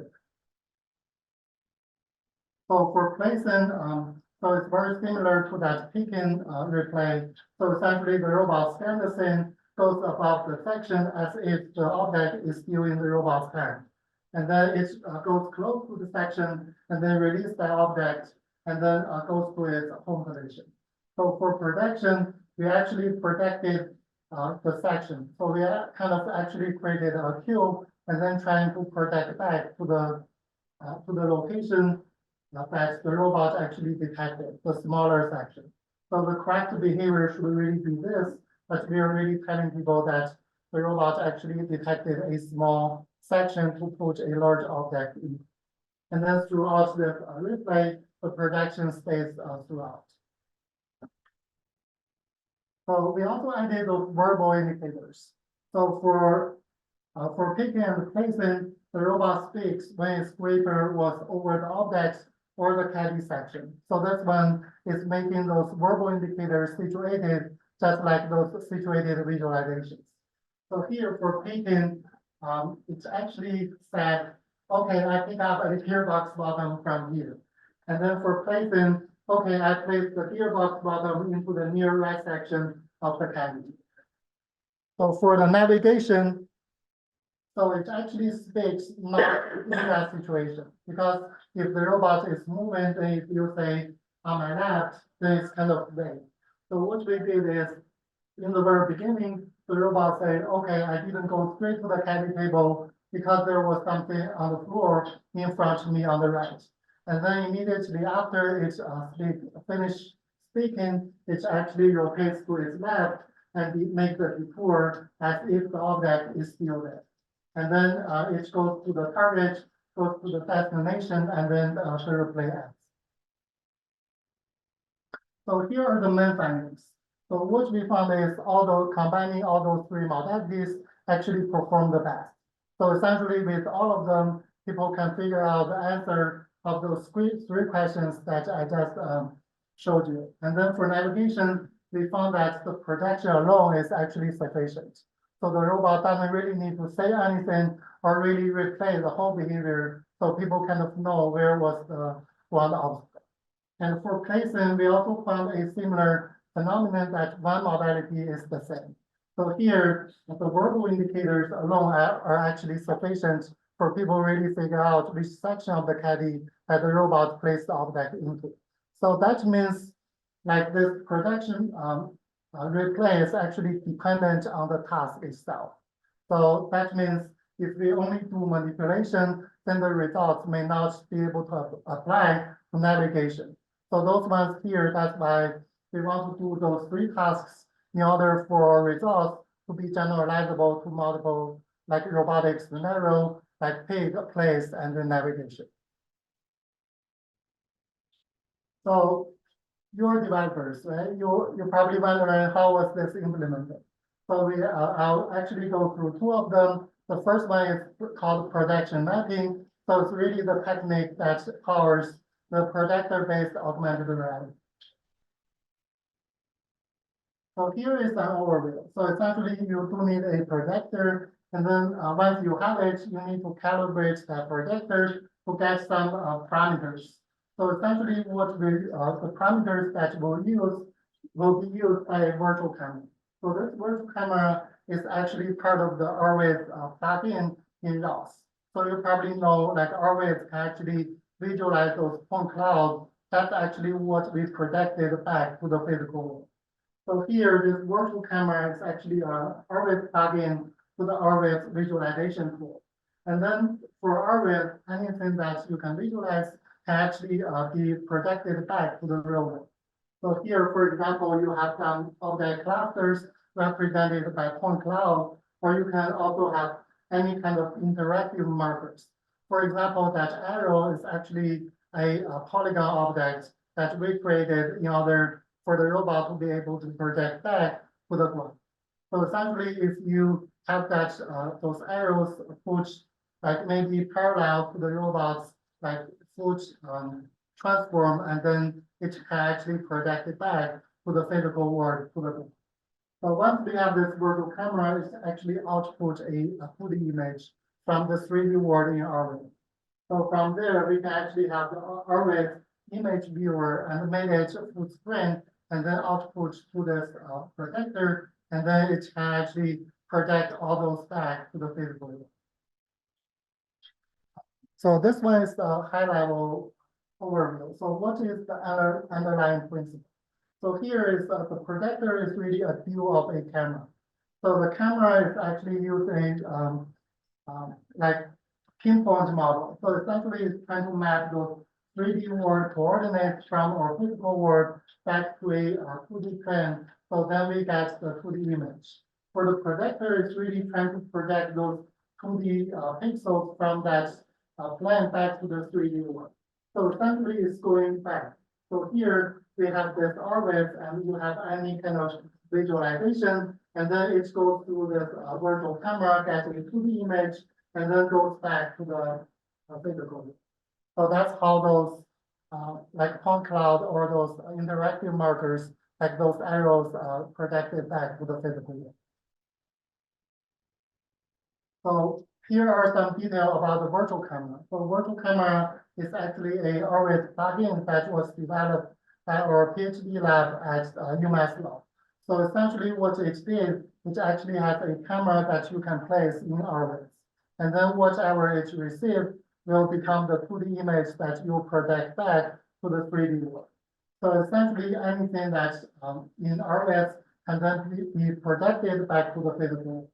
So one important thing is that virtual camera must be placed as like the projector's position relative to the robot. So essentially, whatever that virtual camera sees in the Awarenes world will project it back by this projector to the physical world. So that means the projection actually aligns with the physical object. Yeah, so this line is basically what I talked about. So we can do those objects and also some interactive markers, even some destination circle and those arrows. So you can see we're really mapping like a 2D image from the Awarenes world back to the physical world.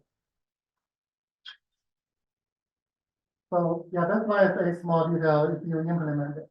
So essentially, if you maximize the window, it will have a like takeover, but you can actually manage full screen by using Ubuntu. So it's like toggle full screen, and then that title bar will disappear. So usually you do those with some like window managers, but Ubuntu actually has this function built in. So that one is a very small detail. So here you probably saw that we actually demonstrate our work on a batch robot. So what we did in hardware is really we actually added a structure from the robot's back, because if we mount that projector onto the head, the neck can't really bear that weight. So we created that structure just to put the projector on it. And then we also want to conceal the projector, because if you don't, if you mount it at a fixed position, then it can only cover a small area. But if the robot turns left, you really want the arrow to be on the left side, and then you can actually actuate that projector to cover that area. So this projection mapping technique, although I just showed you like on the patch robot, that is really robot agnostic. So previously, we also implement the system on a smart scooter or smart wheelchair. So essentially, the minimum requirement is you need to know where the projector is placed relative to the robot, and then use the Gauss transform in order to get that relative pose. And then for our setup is really we have a like a transform at the projector's length, and then at the attachment point from the projector to the target. And then that also doesn't mean that the projector must be mounted on the robot. So as long as you mount it somewhere else in the environment and you know the relative transform, that will still work. And then I just talked about the projection mapping implementation. But now I'll talk about how we implement this behavior replay to replay a robot's past perception results and past like movements. So here is the overview. So essentially, we actually use the behavior tree structure that I will quickly go over in the next slide. And essentially, you want to replace this behavior feed. So what you do is really you have some kind of record to actually start recording some Gauss messages. For example, your perception point cloud messages, and then you store them. And once you store them, we actually use MongoDB to store those Gauss messages. We'll go over why we use MongoDB rather than Gauss tags or some MySQL like SQL database.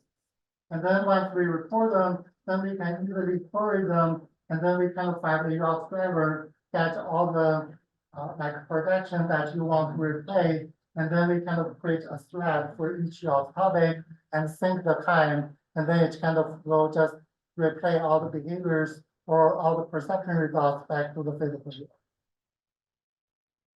So what is a behavior tree? So behavior tree is really a symbolistic hierarchical task specification and execution framework. So as you can see here, we have a sequence of actions that power the robot to classify objects. So first, you will check its battery, and then it's open its breaker, and then approach to the object, and then close the breaker.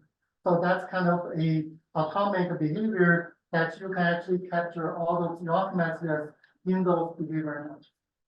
So they're really popular in the AI gaming industry. If you play video games, some of those characters are actually encoded in behavior tree. And they recently already got momentum in robotics. So for some end user programming, people actually create interfaces to just drag and drop those behaviors for the robots to work with them, like to program the robots. And also in the robot learning community, people are trying to propose some algorithms to learn those behaviors from users' demonstrations.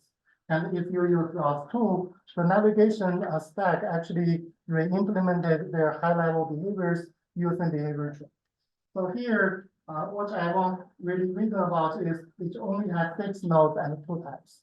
So that means it's very easy to reason about if we want the robot to replay a certain behavior that we feel like that can answer some of our questions for the robot to explain the past behavior, we just take out that behavior and then we are done with it. So behavior tree is really easy to reason about and separate behavior for reflect. So if we have all those topics, capturing those data, now we are executing those nodes, and then we can capture all those Gauss messages and then store it in a database. So unlike stage machines, sometimes you just can't find all those dependencies around those behaviors. So that makes it more difficult to separate a behavior that you want to really replay them in the future to make sense of past behaviors. So although we really recommend behavior tree, if you use stage machine or really encode your like the robot programming in Python code, that can still work.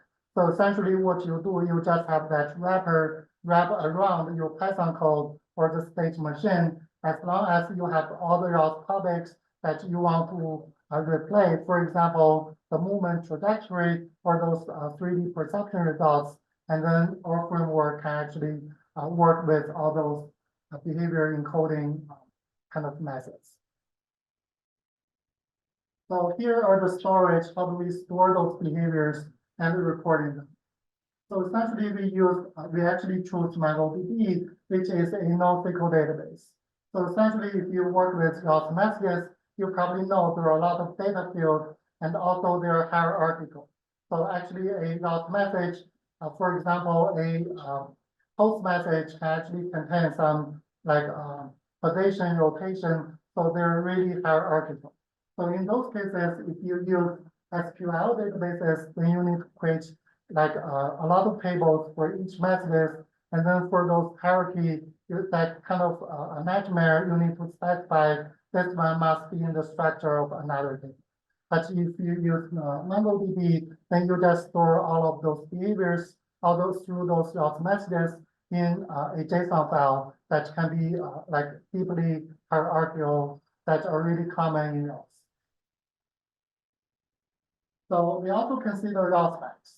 So raw specs are really good at like storing those JAWS messages, but they're not really easy to query. So if we want to query a specific behavior, we probably also need to find like the timestamp. We want to select those like JAWS topics, maybe query them by names, and we need to write custom query code in order to query those data for. So finally, we have a wrapper, kind of a simple wrapper to start to record and then stop recording in order to save that specific behavior in the MongoDB database. So for the replay, so essentially we just query a specific behavior, for example, at the screw table, and then it will replay its past movement and as well as those previous perception results. So essentially we received our data categorized by those JAWS topics, and because JAWS topics, they have different like time data, and then we kind of want to actually sync those time and then publish those data back maybe to MoveIt, the planning framework, in order for the robot to move, or essentially send it to Awarenes to visualize those point cloud data, and then we can replay from there. So in summary, here our tool really helps visualize previously executed behavior. So essentially this means we can replay the robot's previous behavior for us really to make sense of those behaviors that robots currently do not have those high-level reasoning to talk about why it failed in the past. And this one is actually open source on GitHub. If you want to use this work in your work, then you can go to this GitHub repository, just try to clone it, and then it will kind of work on yours. So essentially it supports the like picking movements and placing and also the navigation movements. So that means our work actually generalizes to any behavior that you can do with JAWS. So if you can use JAWS to publish some topics, to subscribe to some topics, then all those you can replay the manipulation, navigation, and even interaction. So essentially those verbal indicators actually be added back later in order for the robot to explain, like using those verbal rhythms. So before you actually hear the robot say, okay, I pick up a gearbox bottom from here. So essentially what the robot did is trying to use its arm to refer to where the object is. So those are like called references. So essentially they're kind of short, so they're really efficient for the robot to speak. If the robot doesn't really use references, then the robot will say, okay, I pick up a gearbox bottom from the mid-right part of the table. And then you kind of need to understand where is the mid-right part, but rather the robot use here by pointing there, you immediately know where the object was. So essentially, another line of work are really like we are thinking about what if we have those robots without those arms. Then they can't really refer to objects to make it phrases or speech really easy to understand.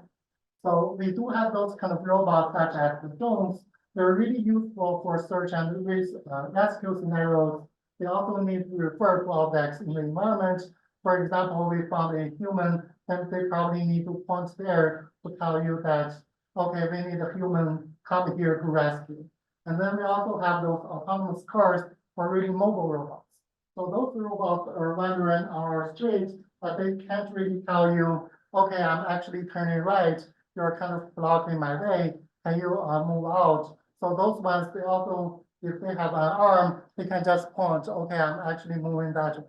So it kind of easier to understand. So in those cases, how would it be, or those robots, those armless robots, refer to objects to communicate? Like, any thoughts for those? Like, they don't have arms, and we still need those familiar interaction to refer to objects, like spatially situated in all. It's like a projector you can laser. Yeah, yeah, that works. What's even a simpler solution? But what if you don't know how to implement projection mapping? Just short in situ motion towards the object. Just talk. Yeah, but Look towards it and talk. okay, yeah, but my intention is, what if we just attach arms? So that's the simplest solution, right? So imagine you just put your fire robot on those mobile robots. That's the simplest solution, right? It doesn't need to turn. It may still go straight and then tell people, I'm gonna turn right, and then it will turn right.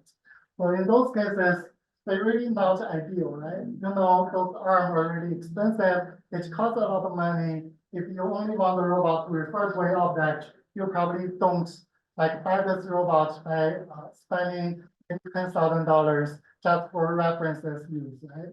And also for those stones, they can't really bear the weight, so you probably don't even use it.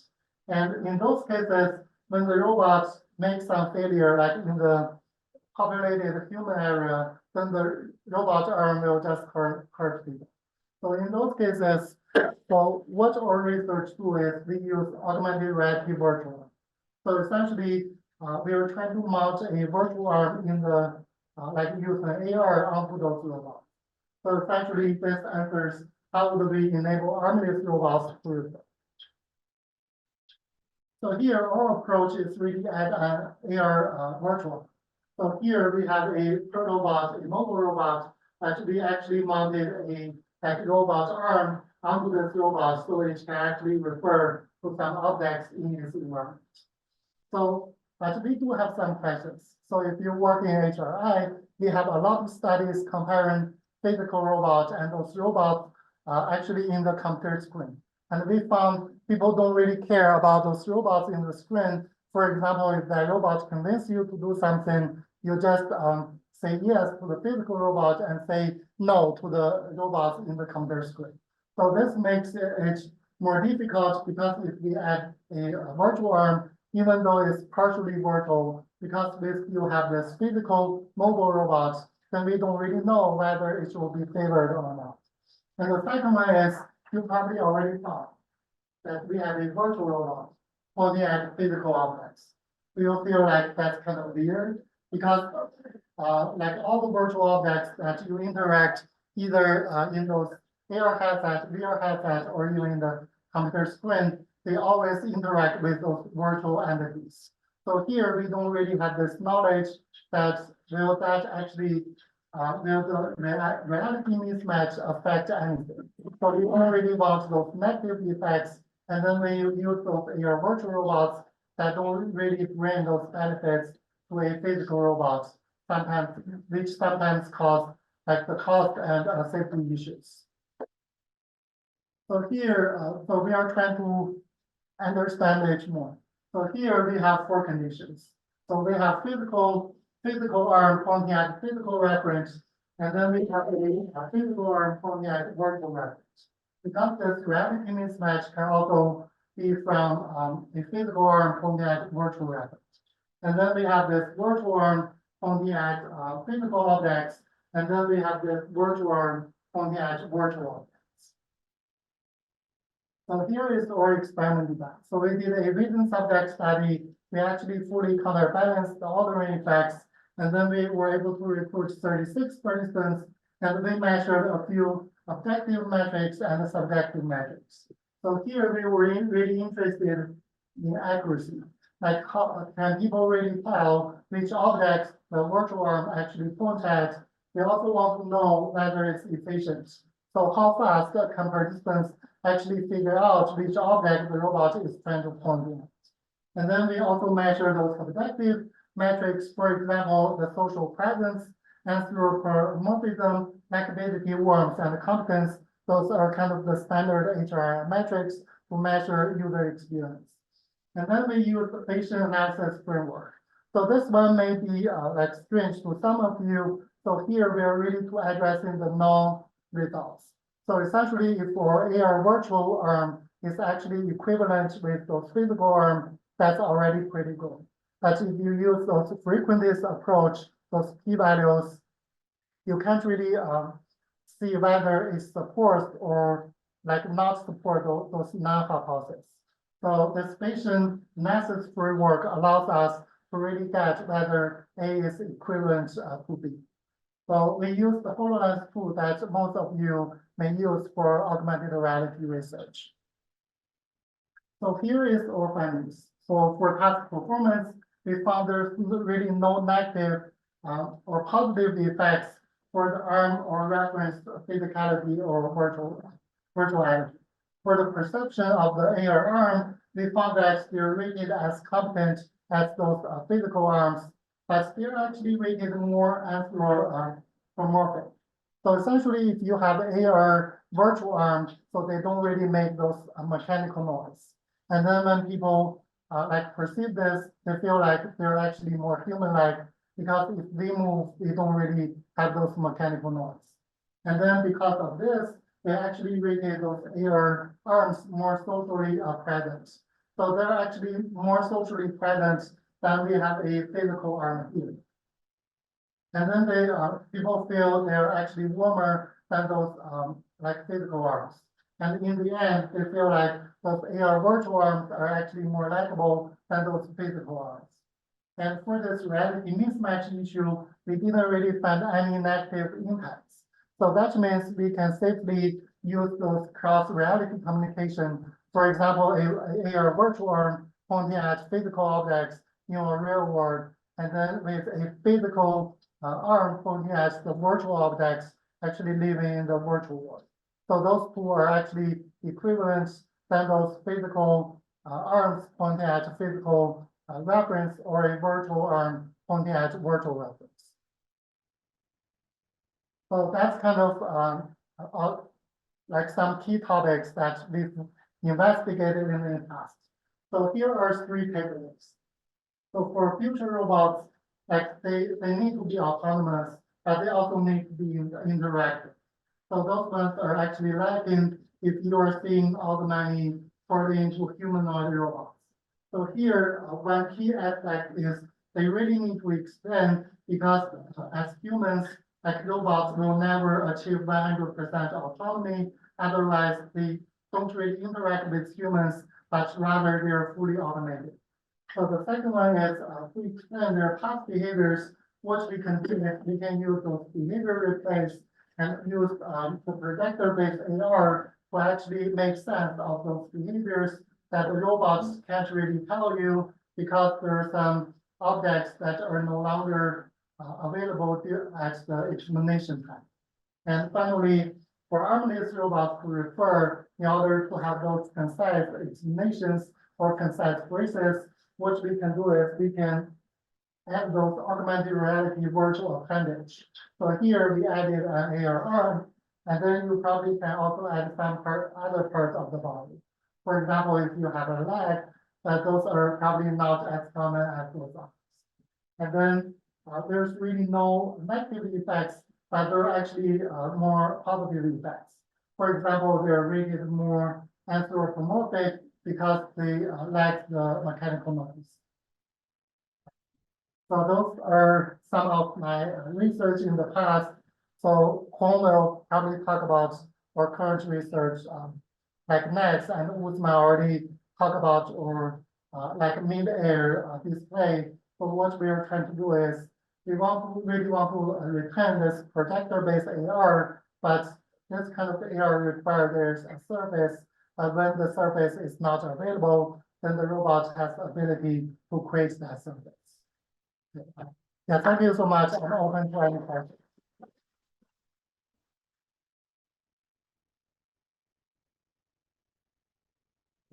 Questions for the audience? We have about 8 to 10 minutes.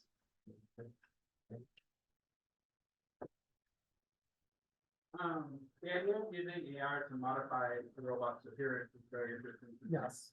Have you looked at beyond just adding like limbs or things like that, eventually like fully changing the robot's appearance? Like you can make a robot look like R2D2 or other things like that.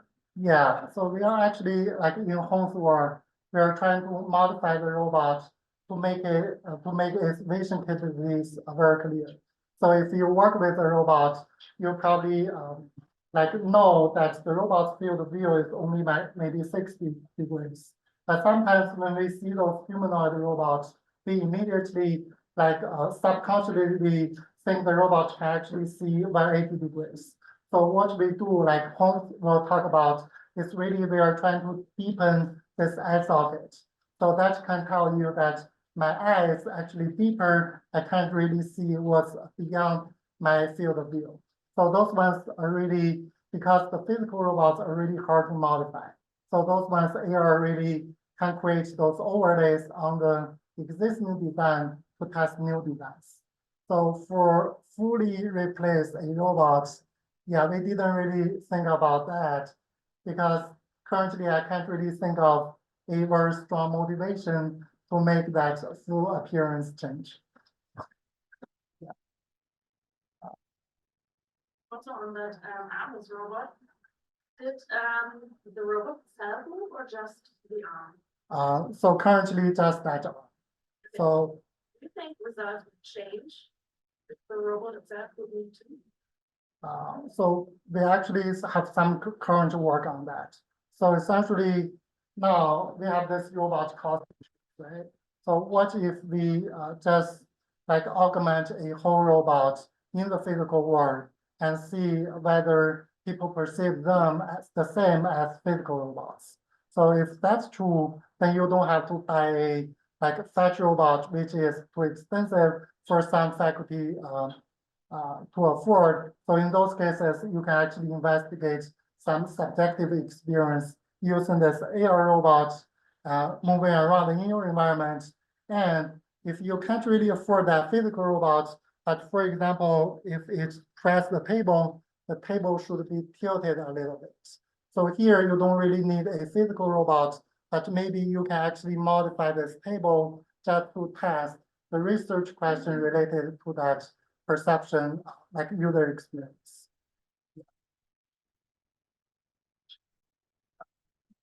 So I have a question again on this topic. So is there a specific advantage of appending to the robot a virtual robot, or can't you use simply like arrows or affordances like that? Yeah, you may directly modify the robot. No, I mean, adding like an arrow just to produce Oh, the gesture, the pointing gesture that Yeah, you are providing. Yeah, so we actually compare that. So for example, if the robot is here without the arm, if it's pointing at the water bottle, it can draw a circle.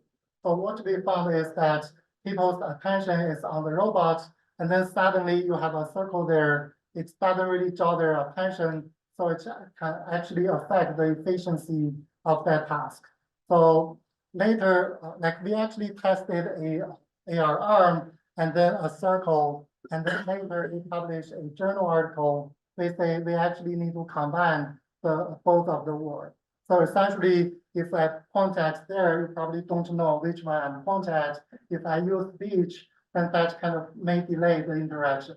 But if I point there and then draw a circle, that can you can still accurately know which object the robot is referring to, but at the same time, it also helps you to shift your attention to the object the robot refers to. So those kind of be investigated. So both words, they have their own benefits, but when you combine them, you get the best of from both applications. Yeah, we do publish like a HRI journal paper on that. You never compare this projector-based projector, which comes from the robot and goes to the object. Like you could have a line going, like to replicate what you have in the physical robot, right? That you have a projector that draws a trajectory from, because that would eliminate the problem of people not looking at not seeing the circle. Just connect the line to the object. Like you did with the projector-based. Yeah, because the work I just talked about are like actually some work that done in my postdoc lab, but we don't really go there. We actually get some feedback from reviewers, so we actually think that's like future direction. For example, if you don't have the arm is actually really good because it's actually trigger or familiarity. So it's kind of we are using analogy to solve our problem. But if you just draw a line, and then people immediately doesn't really know the purpose of that line. But if you use an arm project, they can know the semantic meaning of why you are using like fingers or the arm to project stuff. So those ones are like lines to also be accurate, but then like we are not really familiar with those design because in reality there's no lines. If we something want to refer to something, there's a line towards that. So they're like more like the subjective experience, whether they're more likable and they're more human-like and those types of Mentioned that you would like to have some kind of arm so that you can keep looking at the robot. Yeah. And which forms some kind of basic gesture. Yes. Would gaze be able to do something like this, or would it serve as a replacement for an arm? For example, you would do gaze follow. You would look at the robot, the robot's eyes are looking at an object, and then you would know that the robot's pointing. Yeah, I think that does. So for those thick gestures and those gazing are belong to one category, like thick gestures. So you still have those gazing point towards like shift people's attention. I think if you do an experiment, you probably will replicate the result for a like virtual air arm pointing at the object. Yeah, I think it could work. So it's some hypothesis that we believe, and then we got some non results. So yeah. Well, that's all we have for time for questions, but I know Zhao will be around through the whole conference. You can ask all your questions there. So give him a hand one last time. And yeah, so now we'll move on to the next presentation.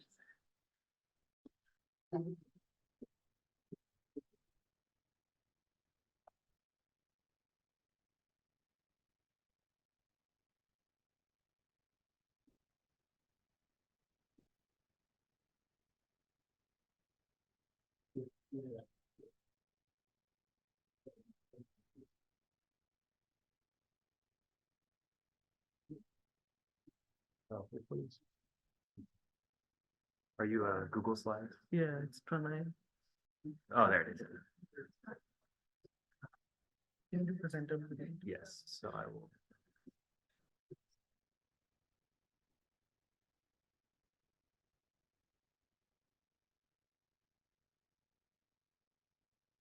Yeah, and then I recommend this to go to your slides.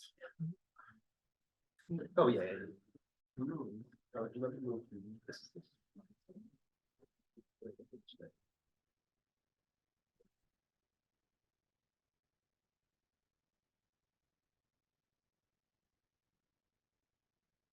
Thanks so much.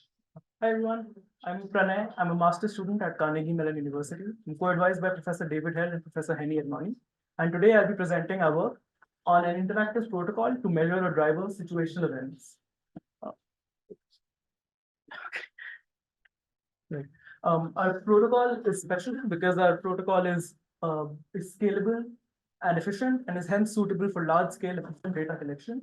Moreover, using our protocol, we can get continuous and dense object levels, binary labels of situational awareness for all the objects in the scene. Moreover, we do so in a manner where we preserve the natural eye gaze behavior of the driver. Distracted driving causes about 3,000 accidents per year on average in the US. One way to measure whether a driver is distracted or not is by measuring their situational awareness. So a solution to this problem could be to estimate the driver's situational awareness and then offer alerts to the drivers based on how situationally aware they are. A popular approach in prior work for this type of task has been to approximate the driver's attention using their raw eye gaze fixations. So wherever my gaze lands, and if it lands for a substantial amount of time, that counts as a fixation. So using that, people identify what objects you're aware of. However, we think that our fixations are not always equivalent to attention. For the reason is that the drivers can be distracted. For example, there's due to effects like inattentional blindness. It's possible that my gaze lands on an object, but I'm not paying attention to it, so I'm not aware of it. The other effect is I could use my peripheral vision. So my gaze does not even have to land on an object for me to be aware of it. So due to these effects, I think raw eye gaze movement is an indirect signal for situational awareness. So our goal is to create a large-scale driving dataset with driver's eye gaze and explicitly labeled ground truth object level situational awareness. So prior approaches for measuring the driver's situational awareness are inefficient. The most popular of those is called Situational Awareness Global Assessment Technique, or SAGAT. So in SAGAT, essentially, what you will do is you'll have a driver driving a car in simulation, and then you'll basically halt the simulation and use post hoc queries like the ones that you can see on your screen to identify which objects in the scene they're aware of. However, the problem with this method is that it's sparse and it leads to intermittent data collection. So because you're halting simulation, you're not getting continuous labels at all times, which means that you're not able to capture the awareness transitions. That means you're not able to capture when you become aware of an object, which I think is a very important property for identifying risky objects in the scene and alerting drivers to those. So to improve upon those, we basically propose a new protocol for obtaining ground truth situational awareness. The only change that we do is we introduce a novel awareness task, as a part of which we instruct drivers to indicate as soon as they become aware of an object in their field of view by pressing a directional button. Right. So, and they do this task while they are doing the primary task of driving the car inside the simulation. So what this leads to, it gives us continuous labels for situational awareness for all the objects in the scene. And moreover, because this task is done while you're driving the vehicle, it largely preserves the natural eye gaze behavior. So the interface that we use for collecting the data is that we have two 4-way button palettes on the steering wheel of the driver. And then as soon as you become aware of the vehicle, you basically press the corresponding button from the corresponding button palette, and the direction corresponds to the direction in which you see the object. To conduct this study, we use a driving simulator called Driver. Driver is a VR integration on top of Carla. Carla is a very popular autonomous driving simulator. Driver basically extends Carla. It spawns an ego vehicle, user controllable ego vehicle in the scene, and using the headset, you can basically record the eye gaze of the driver. And it has immersive features like audio and ambient sound to make it as close to real driving as possible. But you can see the simulator. Right. So in this video, in this video, you can basically see our protocol in action. The pink dot is the current gaze point, and the blue dots are the gaze trace. And you'll see a reference appears to the button click on top of the screen when that happens. So when the user's gaze went onto that object, they pressed the left pedestrian button. And similarly, when they just turned, they saw the bike in front. When they just turned, they saw this bike, and you must have noticed that there was a forward pedestrian button pressed for this. So this is basically how our protocol works in action. You can get continuous object level binary labels for all the objects in the scene while your natural gaze behavior is not affected as much. I think this is it.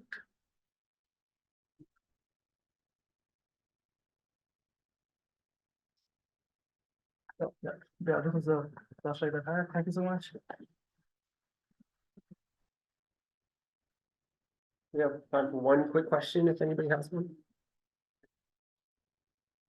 So if the driver has to press things, is that affecting their cognitive flow when they're driving? Because I mean, they go to the stop signs where I live all the time. Right. Yeah, so this is a very valid question. So here the balance is basically when the cognitive load of the driving task become too much, the driver's performance on the awareness task suffers, so they won't be able to press as many buttons. However, the downside of this is when the cognitive load of the driving task is not as much, so the driver has optimal time to press all the buttons.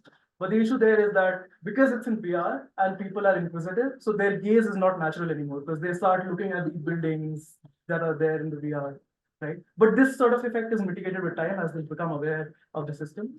So because we have only 4-way directional buttons and we have 2 sort of object types, so only one object of each type can appear from either direction. Because if 2 objects appear from the same direction and there are 2 button presses, it's very difficult for us to associate which button press is for which object. So that's why we limit the traffic. We basically manually control the traffic such that only a single object type appears from each direction. Great, thank you very much. We'll move on to Yue.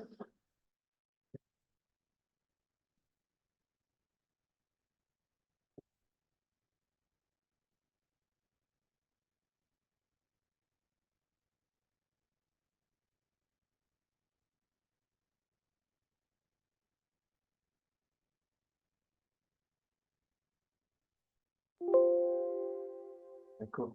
Hi, everybody. My name is Yue Yang. I'm coming from the University of North Carolina, Chapel Hill.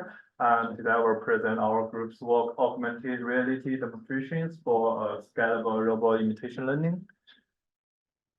So first, I will give a brief introduction to the robot imitation learning, which is a popular paradigm in the robot learning, where the robot will mimic the human's behavior by learning from those demonstrations collected by the users. However, currently there are like 2 issues with demonstration collection methods. The first one is for those non-expert users. Typically, they lack the understanding of like how to use those robot arm controllers. For example, like in the kinetic teaching and the teleoperation, if you are not get trained, it's very hard for you to use them like in a very short time. The second issue is that the non-robotists may face limited access to the real robot arms due to the high cost of those robots. So this will limit a scalable like demonstration collection for those more like household environments. Yeah. So we present a framework that could enable those non-robotists to use AR to easily collect the demonstrations using their own hands as they would in their daily life. So this is the architecture of our framework. There are 3 components, and the first one is the main part. So the user wearing AR glasses will perform the task by using his or her own hand. And in the user's egocentric view, there will be an AR simulated any effector there, which is rendered by the Unity. And the joints of the robot arm is calculated by using some popular IK algorithm given the pose, which is obtained via the camera on the AR glasses. So the any effector will follow the user's hands to perform the task. So after doing this, we can record like the pose information, the joint information. We also record the gripper information. So the gripper information is about like when the users grasp or release something. So we calculate the information by calculate the distance between 2 fingers of the user's hand. So if the distance is less than some threshold, it means the user is trying to grasping something, and vice versa. So the collected demonstrations will be used for some downstream tasks like doing some demonstration replay or like use it to train some imitation learning algorithms.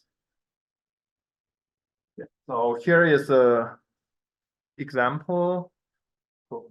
Okay, so this is the user trying to perform a push task, And as you can see, there is an effector there following the user's hand to perform the task. And one of the benefits of using AI is that,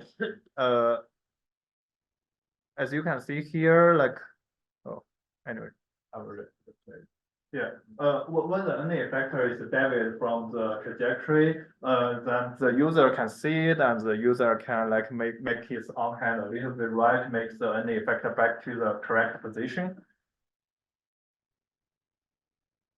Okay, yeah. However, like the collected demonstration could be jerky for two reasons. The first one is that there are some minor hand tremors. The second one is that there are some inaccuracies in the hand tracking. So the solution could be applying some like filter to the raw demonstrations, which can smooth out these issues.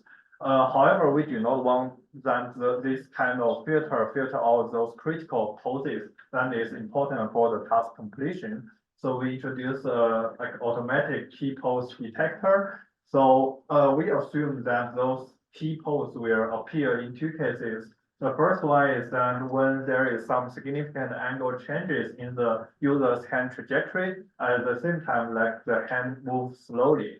Because we only have the position information in the demonstration, so we will use the density of the data points to reflect the velocity of the hand.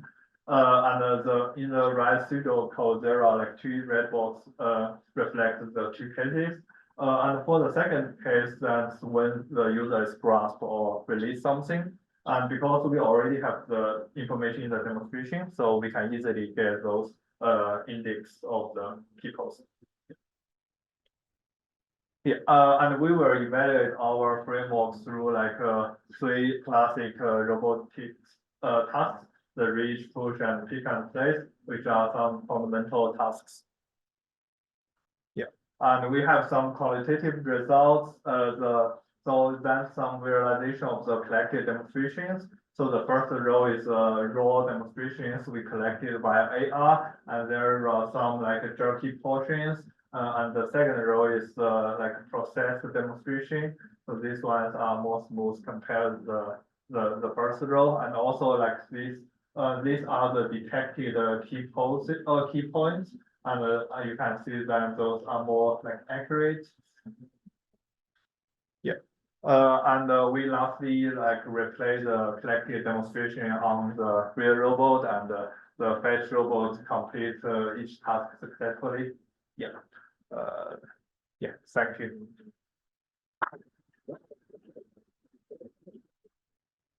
Time for one question.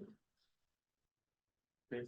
How many teaching workplaces that they have to do? Did they have to switch to one having them, or did they look at That's a good question. So usually if you want to make the imitation learning work, you may need to collect many demonstrations. So for this work, this ongoing work is just about how we collect the demonstrations. So if only for this work, if you want to make the IR work, you may need the users to perform the demonstration for like 10 times or 20 times to collect enough number of the demonstrations. But like in our future work, we will have some work like try to generate more demonstrations based on just one single collected demonstration.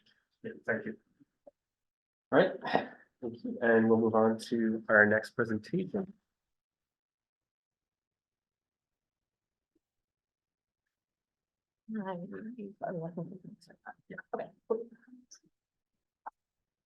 I'm Claire. I am a PhD student here at CU Boulder, advised by Dr. Bradley Hayes and Alessandro Ronconi.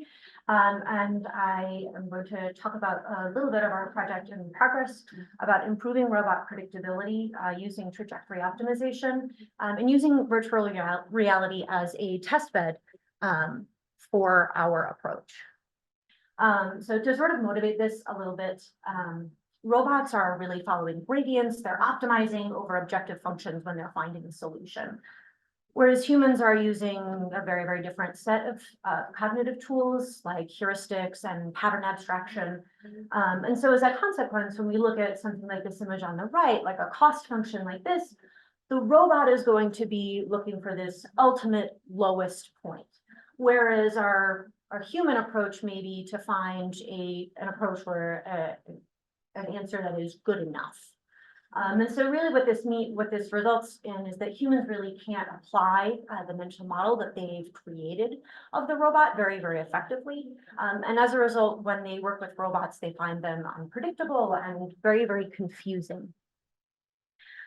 So our solution here is instead to optimize for near optimal yet predictable behavior. And so we introduced this as a trajectory optimization formulation that balances both optimality and predictability. Optimal trajectories maximize reward, but often introduce some of this complicated behavior. So if you look at this first and second image, if you look at this initial trajectory from the robot, the behavior that comes as it reaches the goal is really bizarre. And really, this has to do with some information asymmetry that's pretty inherent in human-robot collaboration, that like the robot is avoiding areas of small negative reward, but as a result, the overall trajectory becomes very unpredictable. And our solution essentially is to maximize symmetry and consistency across environments. So with the same number of waypoints, we can create a trajectory that looks like the far right over there. That does go through some of these areas of small negative reward. So our overall reward is slightly lower, but we do have much more predictable behavior. And then when we place the robot and the human in a different environment, the behavior on the far right will be much more similar to what they'll see in a new environment. So we have two evaluation domains. The first one is not virtual reality, but was developed with the Unity game engine. And this is essentially just a path completion task where we first show the participant an empty environment, ask them to draw how they think the robot will get from point A to point B, and then show them segments of the trajectory as the robot navigates, asking them to complete it every time. We're going to have two participant groups, one where they'll see an optimal path and one where they'll see a predictable path. And we'll be collecting both quantitative and qualitative data about basically how well that they did, but also how they felt about the trajectories that they saw. The virtual reality domain is a lot more exciting, I feel. So in this setting, we have this virtual environment constructed via the Unity game engine deployed on a Quest 3. And in this environment, the participant is going to navigate to a known goal along with the robot. But then throughout their traversal of this environment, they're going to engage in small retrieval tasks that will take them away from the robot. Thus, in order for them to get back to the robot, they'll have to extrapolate the path of the robot forward, effectively predicting the robot. And in the previous environment domain, we don't tell them where these areas of negative reward are. They're completely opaque. But in this scenario, you can actually see in the picture on the right, there are obstacles such as water, but these areas of small negative reward that an optimal robot will avoid are visible to the participant, such as the sand or the tall grass in the foreground, which the optimal robot will avoid, but the predictable robot may choose to go through at some point in order to remain more predictable. And the utility of the virtual reality here is that we can take the same grid environment that designates where the areas of negative reward are and where the obstacles are. And even though two participants will see the same fundamental environment, these environments are procedurally generated such that no two participants will ever see the exact same environment, basically avoiding cherry picking environments that may be communicating things to the participants that we did not intend to. Wait, yeah, and in the future, we are going to conduct both of these user studies. We're just waiting on IRB approval for one of them. And then we'd also like to adapt solutions for multi-robot domains, especially exploring some of the safety ramifications when multiple robots are engaged in the same environment as a human. And we also really want to both identify and quantify some of these trade-offs between optimality and predictability and the number of robots, as well as what information is communicated to the human within the environment. That's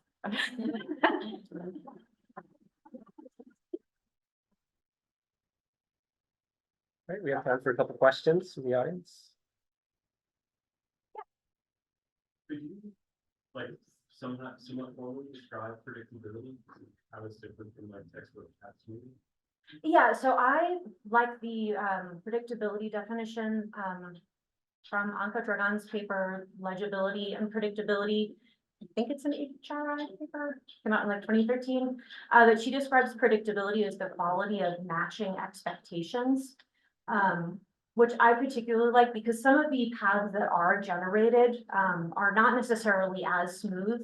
Some of it does depend on the number of waypoints that you do get in from the optimal path.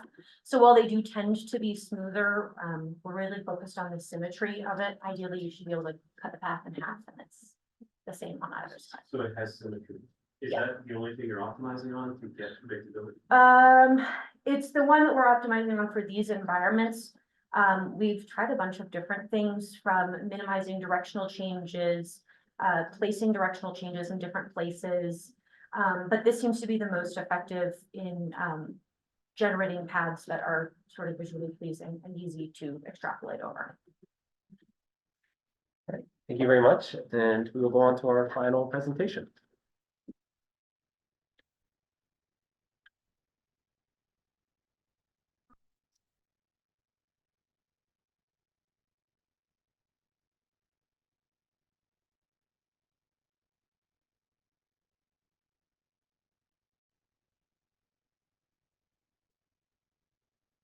Okay, hi everyone.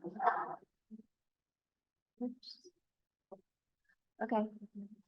Hi everyone, my name is Zhao Han. I'm a first year PhD student from University of South Florida. So I'm working with Professor Han in the Real Lab, which stands for Reality, Autonomy, and Robot Experience. So today I will share our work on understanding indicators of robotic vision capabilities. So, okay. Oh, we're good. Oh, okay. Okay, so like this is actually a quick question, but I believe like Professor already told you the answer. So what tools do you think the robot can see on the table? For the answer is most the exact field of view of the paper robot is around 60 degrees. But for robots have much narrower views than humans, but for normal people who don't have much experience with robots, they can mistakenly think that the robot perceives the same field of view as humans.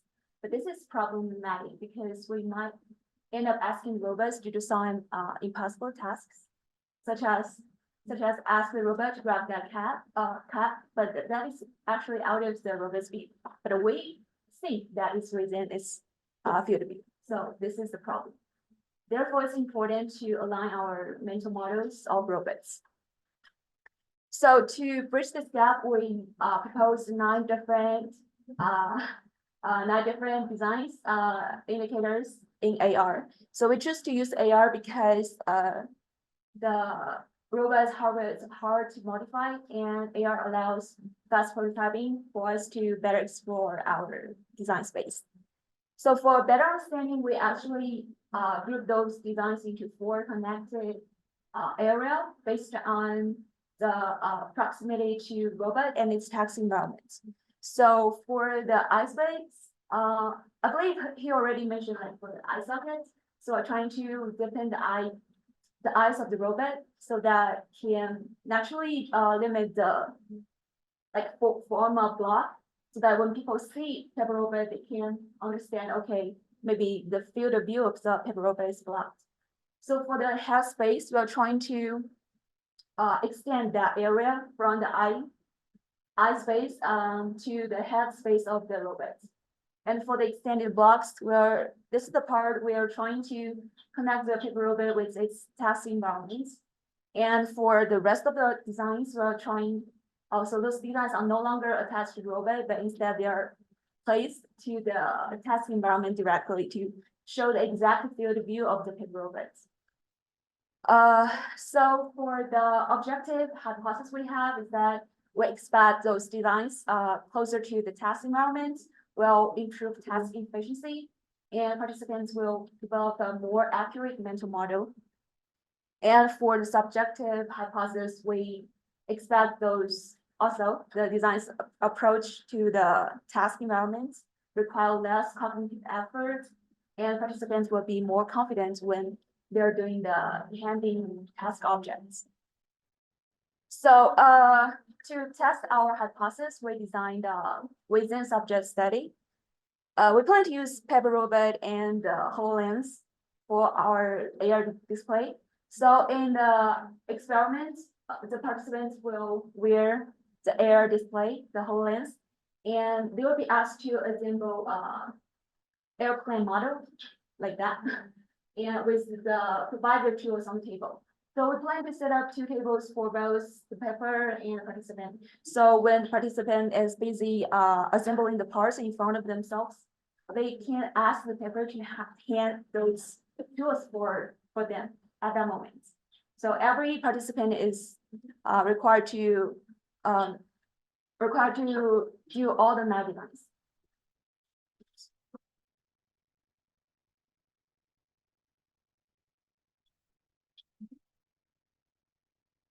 Okay, so we have to assess the effectiveness of our designs. We have 4 key measures. So these 4 metrics will help us to choose those better designs among the 9. So better helping us narrow down our design space. And right now we're actually in the development process. We're trying to use we're using Unity and Euphoria, and we are trying to deploy those designs to the HoloLens. And after that, we will carry out our user studies. So finally, the key takeaways of our study is that robots actually have much narrower field of view, and people will might ask for out of view object because of that misunderstanding. And second, we design indicators to show a robot's vision capability. And last, we plan to conduct the user studies to narrow down our design space and evaluate our designs. That's all. Thank you.